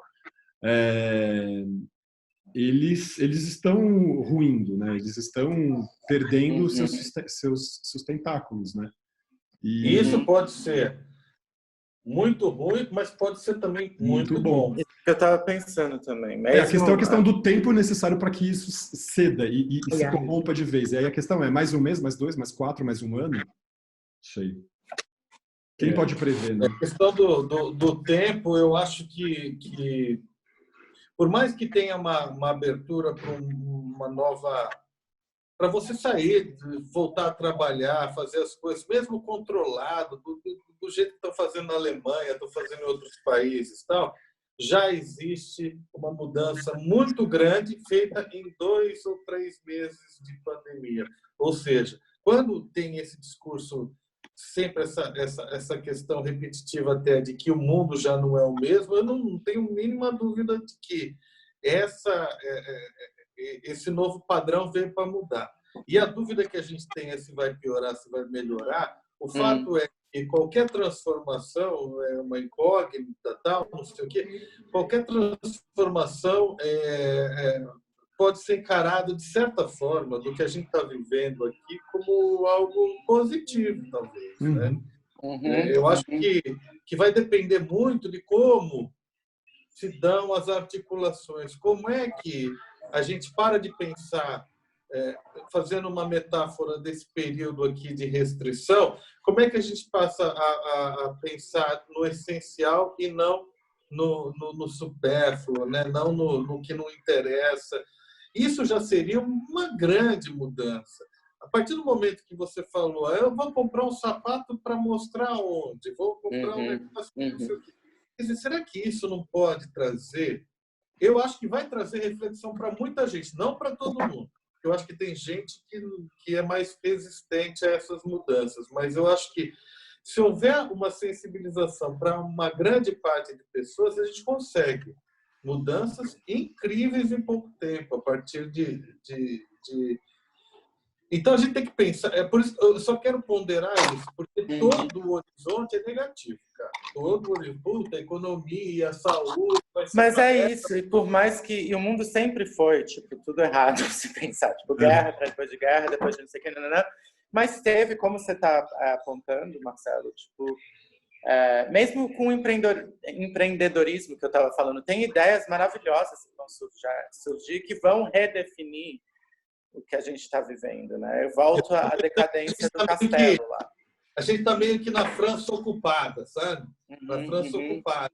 Não sabe, porra, estamos fodidos, tem nazista para tudo que é lado, tem fome, tem miséria, tem não sei o quê. Quando é que isso vai acabar? E como é que vai ser o futuro? Para pessoas que não tinham mínima vislumbrava o futuro, pô, foi um futuro libertador, foi uma, né? Total, e isso é interessante você falar que, tipo, eu me lembro quando eu estava agora, no ano passado, sei lá, em Colônia, na Alemanha, e tinha muitos campos de concentração, ou não, lugares de resistência de judeus que estavam escondidos para não serem... E tem alguns que são museus e que você pode visitar. Aí alguém estava me falando isso, eu gosto muito desse lugar. Ele falou, eu estava super resistente de ir, porque é muito deprimente, nossa, não quero nada. Aí ele falou assim, quando eu fui, eu achei, tipo, é um lugar cheio de vida. Você lê, tipo, as anotações que eles escreveram nesses refúgios, nesses campos, tipo, sem pouquíssimo para comer, era uma esperança, tipo, era muita vida que tinha lá, na verdade. Bem legal, né? Isso me fez pensar pela primeira vez nessa exato, espaços de celebração também, tipo, eu resistência estive humana. ano passado em Berlim e no centro da cidade você tem o cemitério judeu. Ou seja, não é um cemitério que existia, é um cemitério que foi construído, um monumento, como um cemitério para lembrar eternamente a cidade, a matança que foi tudo aquilo. Quer dizer, uma cidade cheia de vida, com noite e tal, não sei o quê, mas em algum momento, eu fiz até um livro com isso que vocês estavam falando da questão da instalação artística, incrível ideia, porque é isso, a gente tem que lembrar que existe um período duro da humanidade, existe um período de... E a história é super cíclica, né? A gente só estudando história a gente consegue ver que tem um período de tempestade, tem um período de... É complicado. Eu acho que a gente está num período difícil e as nossas tendências de pensar num futuro difícil. Porém, eu também tendo a acreditar que se a gente conseguir derreter muitas das ideias fixas que a gente tem hoje em dia, pode vir uma coisa positiva também, né? Vocês estão raciocinando como se nós estivéssemos vivendo uma guerra, porque eu tenho pensado nesses termos, assim. Tanto em relação à questão de economia, de estar vendo uma economia de guerra, e que isso vai agravar ainda mais.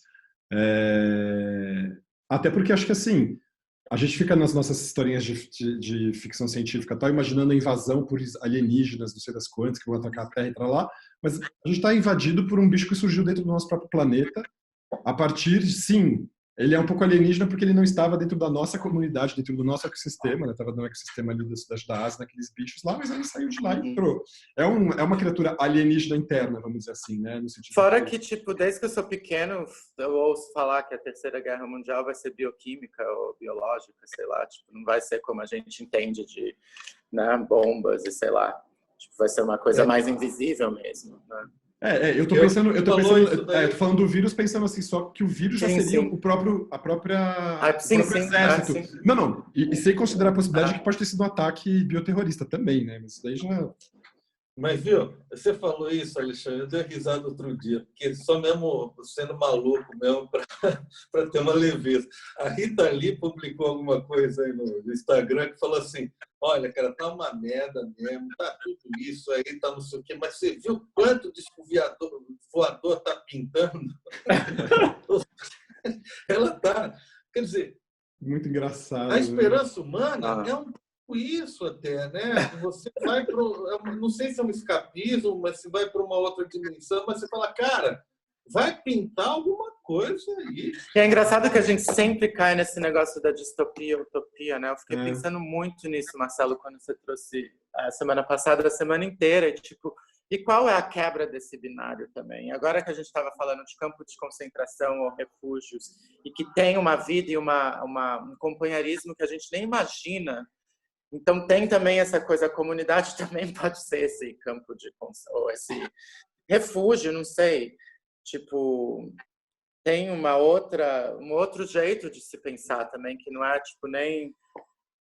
o que a gente está fazendo aqui é um refúgio virtual, mas é um refúgio. É como se a gente pudesse estar reunidos. Se nós estivéssemos, provavelmente, num mundo sem internet, a gente estaria agora, provavelmente, conectado, morando junto na mesma casa. A gente ia falar, aquela pessoa é uma legal, a gente vai bater uns papos, fazer umas coisas bacanas, né? Vamos chamar para morar junto, porque provavelmente a gente já teria se adiantado nessa estruturação comunitária antes, porque a gente não está precisando disso, porque a internet está fazendo com que a gente esteja coligado às pessoas, senão a gente estaria ferrado. Mas por que tem uma... Fale. E outra que é importante é você pode notar isso. Quer dizer, eu tenho vivido isso, Débora tem vivido, todo mundo... Tem pessoas que eu não falava há mais de ano. Sim. Tem pessoas que eu tinha perdido o contato totalmente. E hoje, cada dia, é uma surpresa você falar com uma pessoa que você falava, nem imaginava que esse cara estava vivo, que coisa. É muito bom isso. Então você vai falando, não é com pessoas que você tem na sua agenda, às vezes. Às vezes você acaba encontrando. Pô, falei com um cara aqui que eu estudei. Então, o que acontece? Pô, e vem essa preocupação, e no final vem tudo aquele negócio assim, cara. Pelo amor de Deus, se cuida aí que eu quero tomar uma com você depois dessa. Essa merda acabar, né? Olha, bicho, se isso não é um movimento emblemático, você pegar um telefone e ligar para uma pessoa que há mais de ano, ou seja, ou um parente, ou um amigo, ou um conhecido, ou alguém que você não via há muito tempo esse encontro acontecer, porque antes a gente tinha isso na mão. A gente tinha um aparelho, a gente tinha a internet, a gente tinha tudo isso, mas tinha uma barreira, não tinha necessidade de procurar o outro, de compartilhar com o outro, de saber do outro. Não, foi muito curioso esse um lado solidário interessante. Né? Nesse sentido, eu sou bem otimista em relação ao que está acontecendo, porque eu vivi uma situação que é bem curiosa nesse sentido. Assim. Eu fui morar com meu pai nesse último mês, faz 2 semanas que eu saí de lá, fiquei quase 4 semanas lá com ele, e eu tive a oportunidade de viver com o meu próprio pai uma situação que eu não me lembrava desde os 4 anos de idade, porque meu pai se separou, eu era criança, tinha 4 anos, então eu não tinha memória clara da presença dele em casa, das coisas que ele falava, do que eu poderia aprender. Então eu tinha uma relação com meu pai muito de reserva, né? Tem aquela coisa afetuosa que fica quase aquela obrigação, né? Meu pai, então eu amo, mas que amor é esse e tal? Aquela coisa toda estranha, assim, ele também em relação a gente e tal. E que nesse mês que a gente ficou lá, eu nunca vivi tanta coisa legal com ele, assim, tipo, de poder, primeiro, sentir que ele era meu pai mesmo, que eu tinha coisas para aprender, então eu podia baixar minha orelha e ouvi-lo, baixar a cabeça e falar, dele, você tem razão sobre mim e tal. Descobri semelhanças nossas, assim, curiosíssimas de que talvez a gente tenha justamente se pegado muito na nossa vida porque a gente era muito parecido, assim, nesse embatido e tal. E aí, então essa situação que a gente falava, cara, olha que incrível o que essa pandemia está fazendo, que a gente está podendo agora, 36 anos depois da separação, poder estar junto sob o mesmo teto e tal. Meu pai, minha mãe, a mulher dele, sabe assim, uma situação completamente curiosa, sentado numa mesa batendo um papo, às vezes brigando. Tem, obviamente, todas essas situações antigas aí da infância, da adolescência, que estavam lá resguardadas, a gente achava que nunca mais fosse tirar do armário, despencaram do armário e falaram assim, olha para essa ossada aqui, tá cheio de caveira, tá cheio de esqueleto no armário. E permitir isso, assim, essa situação, ela permitiu, e até pelo sentimento de urgência, de falar, cara, tem coisas que eu quero que meu pai saiba de mim, e que ele nunca soube, e que talvez se a gente morrer, ou eu morrer, ou ele morrer, não vai ficar sabendo, então eu vou dizer agora. Então, de assumir situações vividas e fazer convites para situações que eu nunca imaginei fazer e tal, com o meu pai, e falar, caralho, foi essa pandemia que me permitiu essa liberdade, assim, me permitiu viver e finalmente experimentar uma relação e que ficou calma ao mesmo tempo, porque não ficou aquela coisa do tipo, ai, nossa, só agora nós pudemos rever a situação da infância. Não, é uma coisa agradecida, inclusive, falar, porra, caralho, no fim das contas eu não imaginava que essa pandemia fosse trazer uma experiência, uma vivência minha, íntima, afetuosa com meu próprio pai, que eu supunha que já estava desaparecida, assim, e não estava. Então, eu imagino o quanto, com amigos e outras figuras, isso também vai brotar, né, e surgir, assim. E acho inédito, cara. Eu acho que eu consegui falar pela primeira vez eu te amo pro meu pai agora, na pandemia. Tipo, falar eu te amo. Falar assim, pai, eu te amo. De conseguir ter, conseguir mover a boca para falar isso. Porque é mais fácil de escrever mensagem, ou de repente falar para alguém, eu amo o pai, mas ele não sabe, e alguém vai e avisa, tá? E de repente falar na cara, assim. Ligar para as pessoas e falar, cara, eu amo você. Tá ligado? Acho incrível isso. Ter essa... E acho que isso justamente foi a premissa da morte, que dá uma mexida e fala, meu, deixa eu avisar as pessoas que eu amo que elas são amadas por mim, para elas saberem também. Então, sim, nesse sentido, eu vejo algo... Porque fica o cumprimento de uma situação afetiva que estava tensionada e não se realizava e que se concretiza. E que liberta, porque acho que o amor é libertador nesse sentido. Que fala, puta, que bom, cara, você finalmente me ama, né? Que legal que você pode assumir isso. E fica leve. E eu não preciso ficar ligando todo dia pro meu pai agora e falar, pai, eu te amo, não sei o quê. Se tá dado, ele já sei. Então, eu tô tranquilo. Mas era uma segurança que eu não tinha antes mesmo. E foi a pandemia que gerou essa situação. Então, nesse sentido, eu acho, cara, que incrível. Isso porque eu ainda sou alguém que adoro pensar a questão da morte, estudei fenomenologia, falo sobre a finitude, e não tinha ainda experimentado na minha própria carne, apesar disso estar teórico, essa premência e viver isso fisicamente, assim, fazer minha boca se mexer para falar. Então, acho que isso foi libertador. E agora, para além dessa primeira libertação, aí vão todas as outras constricções, nesse sentido que a gente evocou na conversa de hoje, e que acho que vão exigir da gente outros amores aí, então, outras maneiras de se conectar e de pensar como se organizar para transpor tudo isso e para sobreviver a essas coisas. E essa libertação, né? Tipo, eu fico pensando assim, quando você sugeriu, tipo, que imagem que vem, fantasia, sei lá, tanto para agora e para daqui a pouco, sei lá. Se essa era da pandemia, como eu chamei, continuar, e tem assim, metade de mim me vê como, tipo, como é que fala aqui, esperando a Godot? Tipo, esperando uma coisa Godot, assim. E aí, tipo, e esperando uma imagem, uma fantasia que nunca vai acontecer. Chega, né? Ou essa coisa que, tipo, essa distopia, mas que tem no fundo, isso que eu tava tentando assim, por que é tão atrativo para mim? Tipo, esse negócio da distopia, tipo, de meio anarquia mesmo, e da gente se congregar e ter sobrevivência. Eu acho que é tipo justamente a libertação assim de tudo, de conta, de criatividade. Foda-se, eu tenho aqui minha faca e eu vou comer hoje. Só. Tem uma coisa muito, para mim, atrativa disso. Mas sabe que é interessante isso. Está tendo um desprendimento mesmo das pessoas. Pô, tô diante da ameaça de perder o emprego. Mas aí você já pensa assim, cara, que se foda, bicho. Exatamente. Eu quero estar vivo, eu tô com uma faca na garganta, bicho. Exatamente.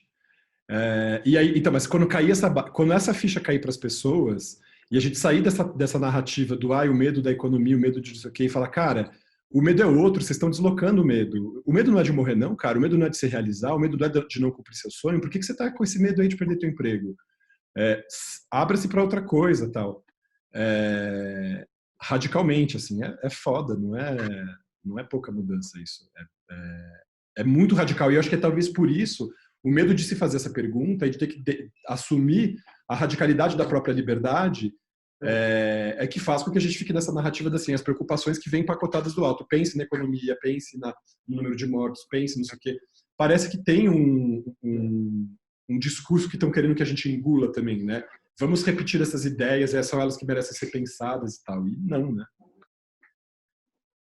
Então, pois é, interessante, né? É um tempo, ao mesmo tempo que é agoniante pra caramba, é um tempo muito interessante de pensar, né? Porque, vê, o cara fala aí, ó, um monte de gente está desempregada, vocês vão morrer de fome se não trabalhar, tal, não sei o quê. Quem é que vai obedecer o cara de abrir academia, abrir salão, abrir não sei o quê? Não, porque tem a vida humana, ninguém é louco. Quer dizer, tem alguns caras que entram numa igreja ali, podem até dar uma carteira, o dinheiro, tal, mas se ele sabe que ali ele pode morrer, ele vai tentar se preservar, uma coisa básica. Agora, vai lá o cara, pela economia, tenta abrir, o governador fecha, o bom senso. A gente está vivendo um tempo de paradoxo assim e de coisas aceleradas muito rápido. Talvez nossos pais não tenham vivido isso, nem nossos avós, entendeu? Porque... Acho que sim, Acho que finalmente a nossa geração vai ter a sua história nobre para contar, né? Porque a gente ficava se sentindo meio indigente em relação a isso, falar, pô, a gente nunca viveu uma coisa pesada, né? Os nossos avós viveram a Segunda Guerra, eles têm coisa nobre para falar, agora a gente vai ter a nobreza dessa história que a gente está vivendo, e talvez sim essa história vai fazer uma separação do joio do trigo para saber que a nobreza no sentido melhor da palavra, né? As pessoas que estão ligadas à vida, à terra, nesse sentido que eu estou falando, né? Obviamente não tem nada a ver com elitismo aqui. E eu ia comentar uma coisa, vocês estavam falando a gente repetiu várias vezes hoje a palavra distopia, utopia e tal. A palavra topos, em grego, a gente usa para várias coisas, né? A gente usa a palavra topografia, né? Descrição de um lugar, né? A palavra topo significa isso, lugar. E que, inclusive, a palavra topo, ela compõe a palavra epítopo, que é uma das palavras da imunologia. Um epítopo é uma região proteica de algum órgão, qualquer que seja, um ser vivo e tal, que o nosso sistema imunológico reconhece. Então é interessante isso, pensar que a gente ainda não tem uma vacina, porque nós não descobrimos exatamente quais são os epítopos que vão fazer o nosso sistema imunológico ser despertos, né? Acordarem aí e começarem a nos proteger. E estou brincando com essa questão da palavra topos, porque em grego a palavra para delírio, uma das palavras mais antigas para delírio, é a palavra atopia. Significa não lugar. E a gente está vivendo uma distopia, que o dis é essa coisa do não no não lugar no sentido absoluto, mas é o não no sentido do fora daquilo, mas em algum outro lugar. Dá que é o que a gente está vivendo, né? E a gente fala da utopia, que seria alguma coisa para além do lugar, né? Que nunca vai ser alcançado mesmo, né? E a gente está nessas temáticas falando dessa loucura cotidiana, distópica, e do nosso convívio, para além da distopia da pandemia, para essa atopia que a gente tem vivido no Brasil, que eu acho que é uma coisa delirante mesmo, a incompreensão e a impermeabilidade das pessoas que ainda defendem esse projeto fascista e que não estão entendendo a gravidade do que está acontecendo, para mim é uma coisa atópica mesmo, delirante. Muito louco, Então eu tô achando interessante também como a gente tá falando dessa questão do lugar. E aí, nesse sentido, se a gente está falando do não lugar, desse lugar alterado, do além do lugar, que é a utopia e tal, talvez essa crise toda tenha revelado para a gente exatamente qual é o nosso lugar, porque a nossa solidão nos faz exatamente isso.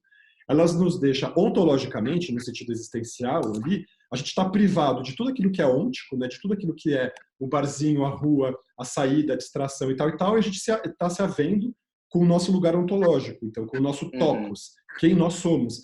Então, nesse sentido que eu acho que tem uma tensão dada, que e eu acho que o que a gente está fazendo aqui é um exercício da liberdade ontológica que a gente está se dando, de pensar essa nossa libertação, descobrir o nosso lugar, entender como a gente consegue mudar o nosso mundo ôntico, aí o nosso mundo ali do dia a dia, do trabalho, da rua, da casa, como a gente consegue fazer isso, porque o que a gente vive agora é uma constricção total ôntica e uma liberdade total ontológica.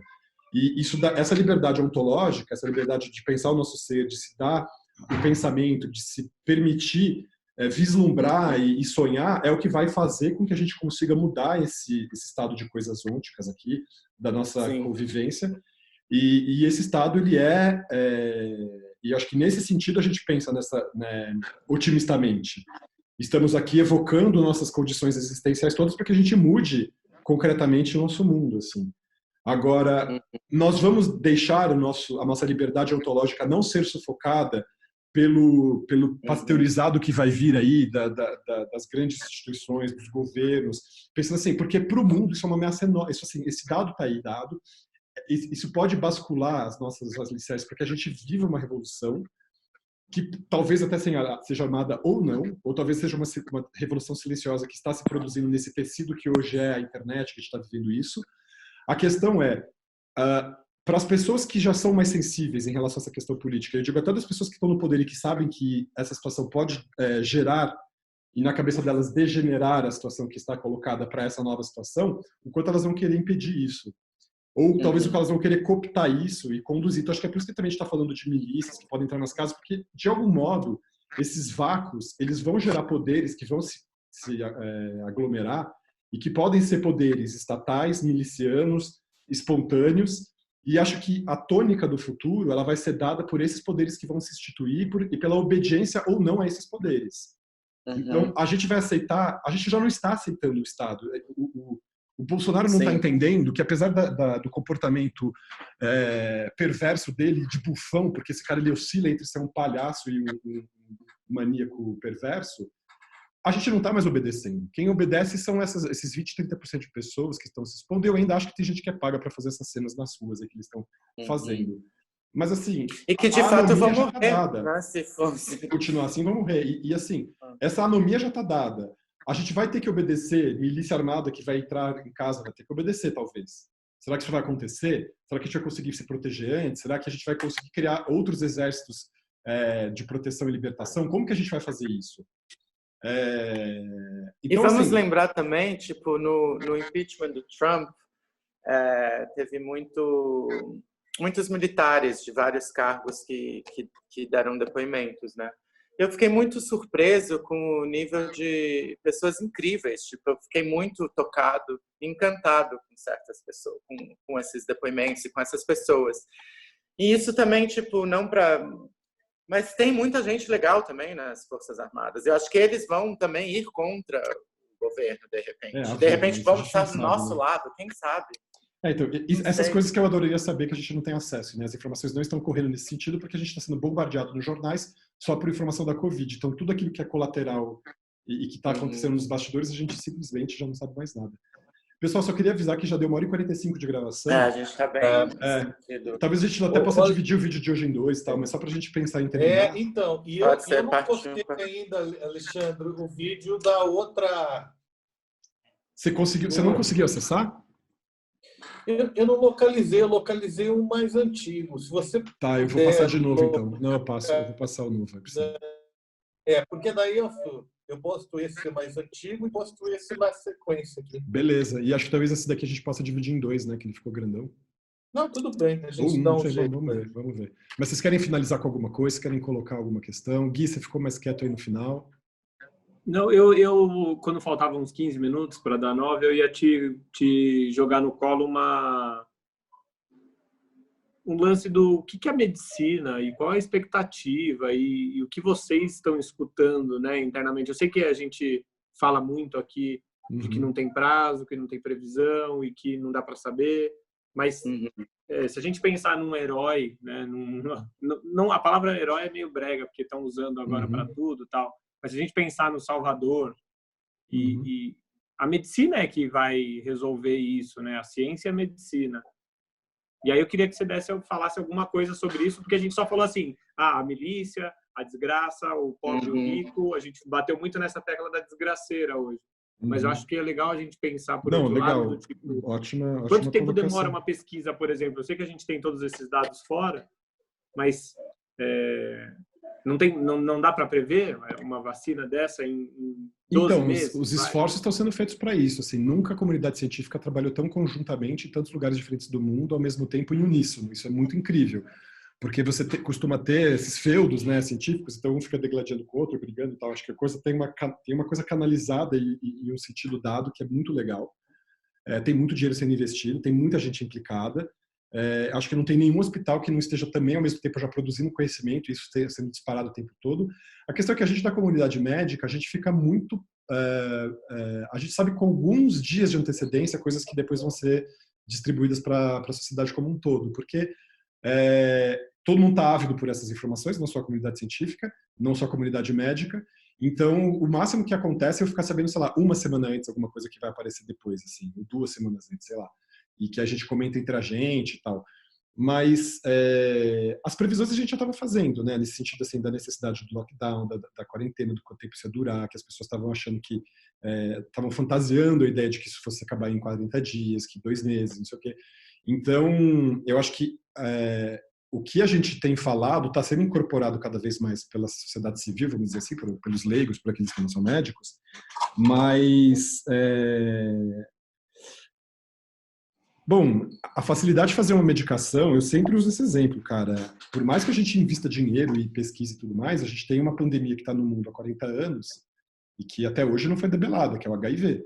A gente tem 40 milhões de pessoas que já morreram pelo HIV no mundo, a gente tem 40 milhões de pessoas hoje infectadas pelo HIV no mundo. Então, ou seja, foi uma doença que atingiu 80 milhões de pessoas, é muita gente. E a gente até hoje não tem uma vacina. A gente tem um remédio que trata, mas não cura. Então eu fico pensando assim, o quanto da Covid pode se parecer com o HIV nesse sentido? Será que a gente vai conseguir inventar uma vacina? Será que a gente vai só conseguir inventar um remédio que controla um pouco? Será que a gente vai ter que passar a nossa vida... E a questão do HIV é que você ainda pode falar assim, é só não transar com aquela pessoa, tá tudo certo.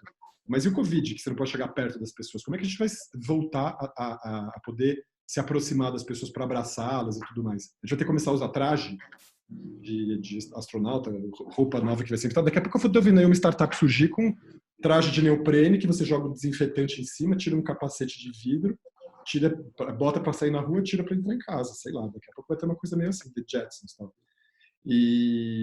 Então, assim, a comunidade médica, cara, tá sofrendo muito. Não só a comunidade médica, acho que a comunidade dos trabalhadores de saúde, de um modo geral. Hoje foi dia dos enfermeiros, das enfermeiras, e a gente viu a quantidade de enfermeiros no Brasil que estão morrendo, que está muito maior do que em qualquer lugar do mundo, a taxa de mortalidade pela falta de EPI, de equipamentos de proteção individual e tudo mais. Então, assim, todas as pessoas que estão na linha de frente, nesses serviços de urgência, nos hospitais, nas UTIs, nas enfermarias, estão sofrendo pra caramba. Então, a gente tem muita gente adoecendo, muita gente morrendo e muita gente abandonando as funções, assim.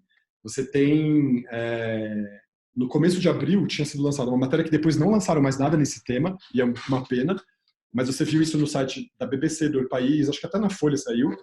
No começo de abril, você tinha 13.200 médicos no estado de São Paulo que tinham abandonado os postos de trabalho.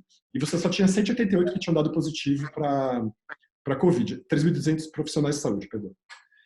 E 188 que tinham teste positivo. Ou seja, 3.000 pessoas dessas 3.200, olha a taxa disso, saíram por causa psiquiátrica, porque não estavam dando conta de ficar na linha de frente pelo medo da morte, pelo medo de se infectar, e legitimamente, você fala, cara, eu não sei se eu quero me confrontar com isso. Então estava sendo um super problema.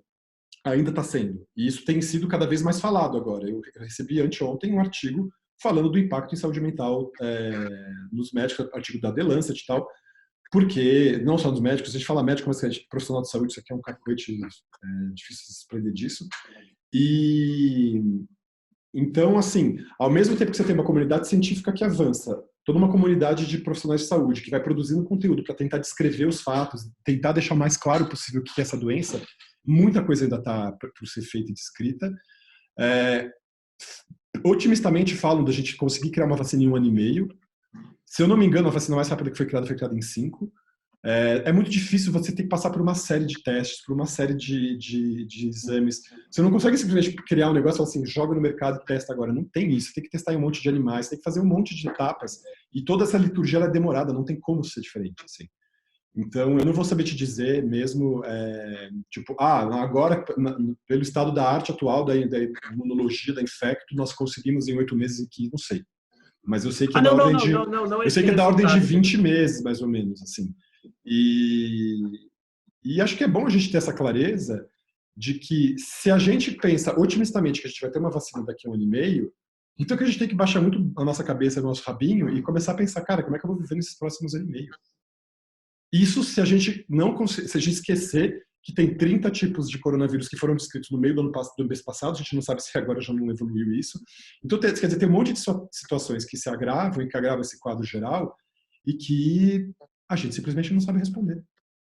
Então, é muito interessante ao mesmo tempo, como é uma doença que está surgindo agora, a gente tem conhecimento acumulado dos estudos anteriores, dos coronavírus anteriores, e a gente consegue dizer alguma coisa para não ficar num breu total, mas o que acontece realmente é que agora a gente está, assim,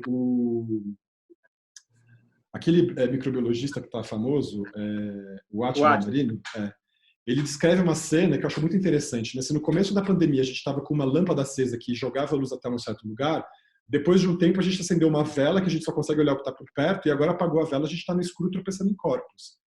E nós médicos estamos nessa mesma situação. A gente está descrevendo uma situação que está se produzindo, a gente está tentando prever um fenômeno mais ou menos se baseando nas doenças que a gente já conhece, na história natural de doenças que a gente tem algum domínio, para tentar ver os paralelos e tentar reconhecer padrões e tentar afirmar a partir desses padrões mais ou menos como essa doença vai se evoluir, mas a gente não sabe, a gente também está no escuro. Então, é muito interessante também, ao mesmo tempo, essa situação de que a gente não pode se assoberbar no nosso lugar de profissional e falar assim, imagina, eu sei como conduzir essa situação. Não. Até porque eu sou profissional nessa história e sou possível vítima dessa história. Assim, eu posso vir a ser um doente. Então, assim, isso coloca a gente num lugar horizontal que eu acho incrível. Eu gosto muito dessa posição. Eu não sei outros médicos se eles se sentem confortáveis nesse lugar de ter que dizer para as pessoas, cara, a gente não sabe, a gente não domina, eu não sei o que fazer, eu também estou assustado quanto você. Então, é bom para a gente também poder assumir isso. Mas para o nosso canal aqui, essa é uma ótima resposta mesmo, porque foge do que a gente está vendo na mídia, né? Total, na mídia que a gente Eu comecei coloca. a pergunta exatamente colocando o médico como herói. E aí as pessoas ficam colocando um herói, como o Moro é um herói, sabe assim? Para cada segmento. Cara, é bom que a gente não tenha heróis mesmo. É bom que a gente entenda que nós precisamos se organizar novamente, né? Tem uma crueldade nessa coisa de chamar uma pessoa de herói, que é muito difícil, e isso tem acontecido, é que você gera uma tensão e uma exigência psicológica para a pessoa e fala assim, cara, você é o meu herói, ou seja, comporte-se como tal. Então, foda-se as suas necessidades, foda-se os seus medos, foda-se as suas agruras, foda-se os seus temores, foda-se a sua própria doença, você vai ter que ser o herói até o fim. E tem uma coisa que é... Eu estava conversando com uma colega psicóloga que falou que, cara, tem quase uma coisa perversa nessa mobilização, da sociedade, de dizer assim, olha, os heróis médicos e tal, que é um pouco assim, prescinda das suas questões de ser humano, finja que você não é um e vai lá pra frente lutar pela gente. Não vai ter como ser diferente. Não tem como, porque são as pessoas que estão na sociedade capacitadas para lidar com isso com alguma técnica. Mas eu imagino o quanto deve ser difícil estar tendo que se confrontar. Eu, por sorte, eu sou um médico psiquiatra, não tenho que estar na frente de pronto-socorro. Imagino que o meu nível de ansiedade estaria explodindo muito mais. Eu estou lidando com toda a rebarba que vai sobrando para depois da infecção, né? Com as famílias em luto, com as pessoas que perderam pessoas, assim, com as pessoas que adoeceram, com as pessoas que estão com medo e tudo mais. Eu fico lidando com esses rescaldos, assim. Eu acho que a gente na psiquiatria está numa outra linha de frente. Então, também quem sou eu para ficar falando aqui dos meus colegas que estão o tempo todo lidando com dor, com tosse, com barulho dos pacientes. Quer dizer, nem sou a pessoa mais certa para falar disso, assim. Não estou no lugar de fala mais adequado. Mas vejo que, ouvindo isso e tentando pensar, caramba, quem é esse meu colega que está ali lutando e tal? Eu tive uma conversa com uma amiga minha que está nessa posição. Tem um movimento nisso, assim, de convencer o profissional de que, cara, faça isso, você vai ser incrível, mas que se basta... A coisa que é cruel, acho que está nesse lugar aí. Estava tentando identificar onde que fica o imponderado disso. Tem um certo lisonjear, né? Um certo lisonjeio que vai acontecendo nessa coisa do médico-herói. E também tem uma coisa que vai refletir numa série de outras questões, que a gente fala o médico-herói, a gente não fala médico-heroína, a gente não fala do médico negro, a gente sempre monta um homem branco, de avental, essa pataquada toda, né? Mas, bom, apesar desse detalhe, tem uma coisa que não é concreta nesse nomear os profissionais de saúde heróis. Eles não estão recebendo mais por isso, eles não estão recebendo bônus por isso, eles não vão ter uma casa melhor por isso, eles não vão precisar parar de trabalhar depois dessa pandemia por isso. Quer dizer, aonde está a coroação do herói depois desse processo todo? Vai acontecer? A gente está vendo campanhas agora, isso que a gente está falando dos médicos, e os médicos são muitíssimo privilegiados em relação aos colegas que trabalham na linha de frente, porque os dois estão, tudo bem, os dois estão sofrendo o mesmo risco de pegar infecção, de pegar doença, porque uma paciente tosse na frente dele, vomita, cospe, sai partícula e tudo mais. Mas a gente sabe que os médicos recebem 30 vezes mais do que um auxiliar de enfermagem. A gente sabe que ele tem uma casa 5 vezes maior. A gente sabe que ele tem um carro do ano e o outro não tem. Então, tem uma disparidade nessa coisa dos profissionais de saúde que são os nossos heróis, e os médicos ainda estão numa situação de privilégio, embora também haja uma crueldade nesse apontamento, e que não tá resolvida, concretamente. Que lindo ficar banando paninho branco na janela, mas o Estado está pagando mais pelos profissionais que estão ali, os hospitais particulares estão pagando mais pelos profissionais que estão dando a cara a tapa. Esse discurso do heroísmo dessas pessoas está se tornando um bônus para essas pessoas? Não. Então tem uma crueldade nisso daí que eu acho, que é nomear a pessoa e não dar suporte para a pessoa segurar a onda, colocando a própria vida em risco, assim.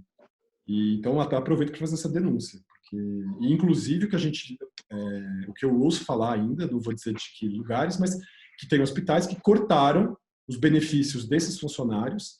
Então cozinheiro, porteiro, segurança, auxiliar e tudo mais, dizendo com a retórica do o mundo está de ponta cabeça, estamos com menos circulação de doentes, e que não é verdade, então vamos reduzir salário. Então fica de um lado levantando bandeirinha branca e do outro tirando o que a pessoa precisa. É difícil isso, eu acho bem complicado. Cara, que é isso. Maravilha. Mas obrigado pela pergunta, Gui. Não sei nem se eu respondi o que você queria, mas... Não, eu acho que a gente fala... exatamente esse onde eu queria te colocar mesmo. Tipo, mostrar que não tem, né, isso. Que é difícil a gente ter médicos falando no... Você pega o doutor Bactéria lá ensinando como cuidar disso. Aí você pega o outro que era da Globo, que não sei o que lá, falando coisas positivas. Assim, também não estão prevendo nada. Tem uma situação que é colocada que, assim, os profissionais de saúde eles também se mantêm discretos, porque muitos deles trabalham em sistema ou público ou privado e têm medo de perder o trabalho. Então, você também não pode fazer 10 mil denúncias e tal. Eu me dou essa liberdade de poder falar essas coisas porque eu vivo do meu consultório. Então, dá para perceber quando você está conversando com um colega, ele vai contar as coisas só até um certo ponto, porque ele tem medo de retaliação e tal. Então, tem isso acontecendo também, né? Sim, imagino. É bem difícil, porque essas relações de trabalho... Claro. Não, só para completar, porque essas relações capitalistas do trabalho, elas também vão determinar os silêncios desses profissionais que estão ali na linha de frente, entendeu? Mas é isso aí, pessoal. A gente se despede, então. Hoje, a conversa hoje bateu recorde, a gente ficou 2 horas. Acho que a gente divide o vídeo em 2, talvez, para ficar mais ok. Tá. Sim.